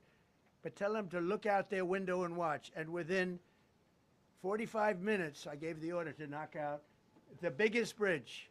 I gave the order, knock out the biggest bridge in, I believe, the Middle East, but the biggest bridge in Iran. And within 10 minutes after I gave that order, that bridge was over. So do I want to do that? No. Do I want to destroy their infrastructure? No. It will take them 100 years to rebuild. Right now, if we left today, it would take them 20 years to rebuild their country, and it would never be as good as it was. And the only way they're going to be able to rebuild their country is to utilize the genius of the United States of America. y podrán reconstruir el país solo si cumplen con todas las condiciones que les hemos puesto. En cuanto a la OTAN, No, it's not a danger. NATO's, look, we went to NATO. I didn't ask very strongly. I no just said, hey, ve if you want to como help, great. peligrosas No, sus we will not. actuaciones. I said, that's all right. You don't want to help? No, Because I've always said hablé NATO's a con la paper OTAN, tiger. les ofrecía See, NATO's ayudarnos a paper tiger. Putin's not afraid of NATO. Putin's afraid of y us, very afraid of son us. reacios a hacerlo. And he's Siempre explained it to he me a lot dicho of times. I que got to la know him very OTAN well. es I un know him tigre de very well. papel. Putin no le tiene miedo a la NATO's a OTAN, paper nos tiger. tiene miedo a NATO is nosotros us. y mucho. And when Lo we needed conozco them, muy but we didn't bien need them, by y the way. la OTAN es un tigre de papel, porque la OTAN somos nosotros They've actually gone out of y their way no not somos to help. nosotros They didn't quienes even want to give us necesitan a la landing OTAN. strips. Think of it. And it's not just NATO. You know who else didn't help us? Ni South estaban Korea didn't help dispuestos us. a You know who else didn't help ofrecernos us? sus pistas de Australia aterrizaje. didn't help us. You know who else Y didn't help aparte us? de la OTAN, Japan. también got 50,000 nos han soldiers in ayudado Australia, protect them from Japón, North Corea Korea. We del have Sur. Tenemos 45,000 50 soldiers in South mil Korea militares en to protect Japón, us from militares que les Kim protegen Jong-un, who contra I Corea get del along with Norte. very well, as Tenemos you know. 40 You notice mil he said very nice things efectivos about me. He en used to Corea call del Sur Joe Biden a que mentally retarded person. defienden a la Corea del So Sur contra Kim don't tell me Jong-un, al about que conozco your muy stuff. bien y quien dice Joe Biden, he muchas said he's a buenas mentally palabras de retarded mí person. He y was so dice nasty to que Joe Biden. It was terrible. Joe But to Biden me, he es likes una to. persona mentalmente And atrasada. you notice how Eso es nice lo que things are dijo with de North mí. Korea? It's very nice. Pero But we have yo le 45,000 caigo people, bien, Trump le soldiers, cae in bien. harm's way, and right next to Kim Nosotros Jong-un with a lot of tenemos nuclear weapons. 45 45, mil which should have never happened. efectivos, se encuentran allá en A certain peligro president, I'm al not going to lado del mention this president territorio because I de happen to like Kim him, believe Jong-un. it or not. But if a certain president did Y his job, Kim Jong-un would not have nuclear weapons right now. But they were all afraid uno de to los do their job presidentes al properly. But que just to me gusta conclude, and mucho, just si to no fuera finish, por él, Japan didn't help nunca us, hubiera Australia didn't help tenido us, South Korea didn't armas help us. nucleares, pero And then you hicieron get to mal NATO, su NATO trabajo. didn't help Pero us. volviendo a There lo were some nuestro, countries that did. Japón Now, no countries nos that ha haven't, now you can ayudado, also say they're Australia no gotta be nos a ha little bit more ayudado. involved because Hay they're otros the países que territory, sí but nos han Saudi ayudado Arabia's been y excellent. que se han portado Qatar bien has con been excellent. nosotros. UAE has been excellent. A propósito, Bahrain, Arabia, Kuwait. I Saudí, mean, Kuwait did shoot Qatar down 3 of our actúan planes. The perfectamente. only Los planes really Emirates that we lost Árabes with Unidos, friendly Bahrein, fire. They call Kuwait. it, I call it unfriendly fire. They unfortunately Kuwait didn't know how to use abatió our algunos de nuestros aviones, pero Patriots. fue un The pilot juego said, "What kind of a enemigo. missile's No coming at us? entendí Patriot." cómo Boom. utilizar They got out. nuestros sistemas de defensa Because they know a antimisil Patriot never Patriot. misses. So they had Ah, beautiful Patriots. There were planes heading y in their los pilotos, direction. cuando entendían que se trataba de Patriot, pues se catapultaban directamente del avión. No, NATO is a paper tiger. Y los Now, he's kuwaitíes coming vieron to see algunos me on aviones Wednesday. As you know, he's acercándose a a wonderful ellos guy. y los atacaron. Pero la Secretary OTAN, General is great. como ya he dicho, And es Mark tigre de Rutte. papel. El miércoles me person, but reuniré con el secretario he's general got- de la and you know, it OTAN, all una began persona with, fascinante, you wanna Mark know the Rutte. truth? Greenland. We want Greenland. They don't want to give it to us, and I said, bye-bye. Y Okay, todo thank you very much, empezó por everybody. Groenlandia y no quieren darnos la Groenlandia y les dije goodbye. Entonces, pues bien, muchas gracias a todos. Hasta luego.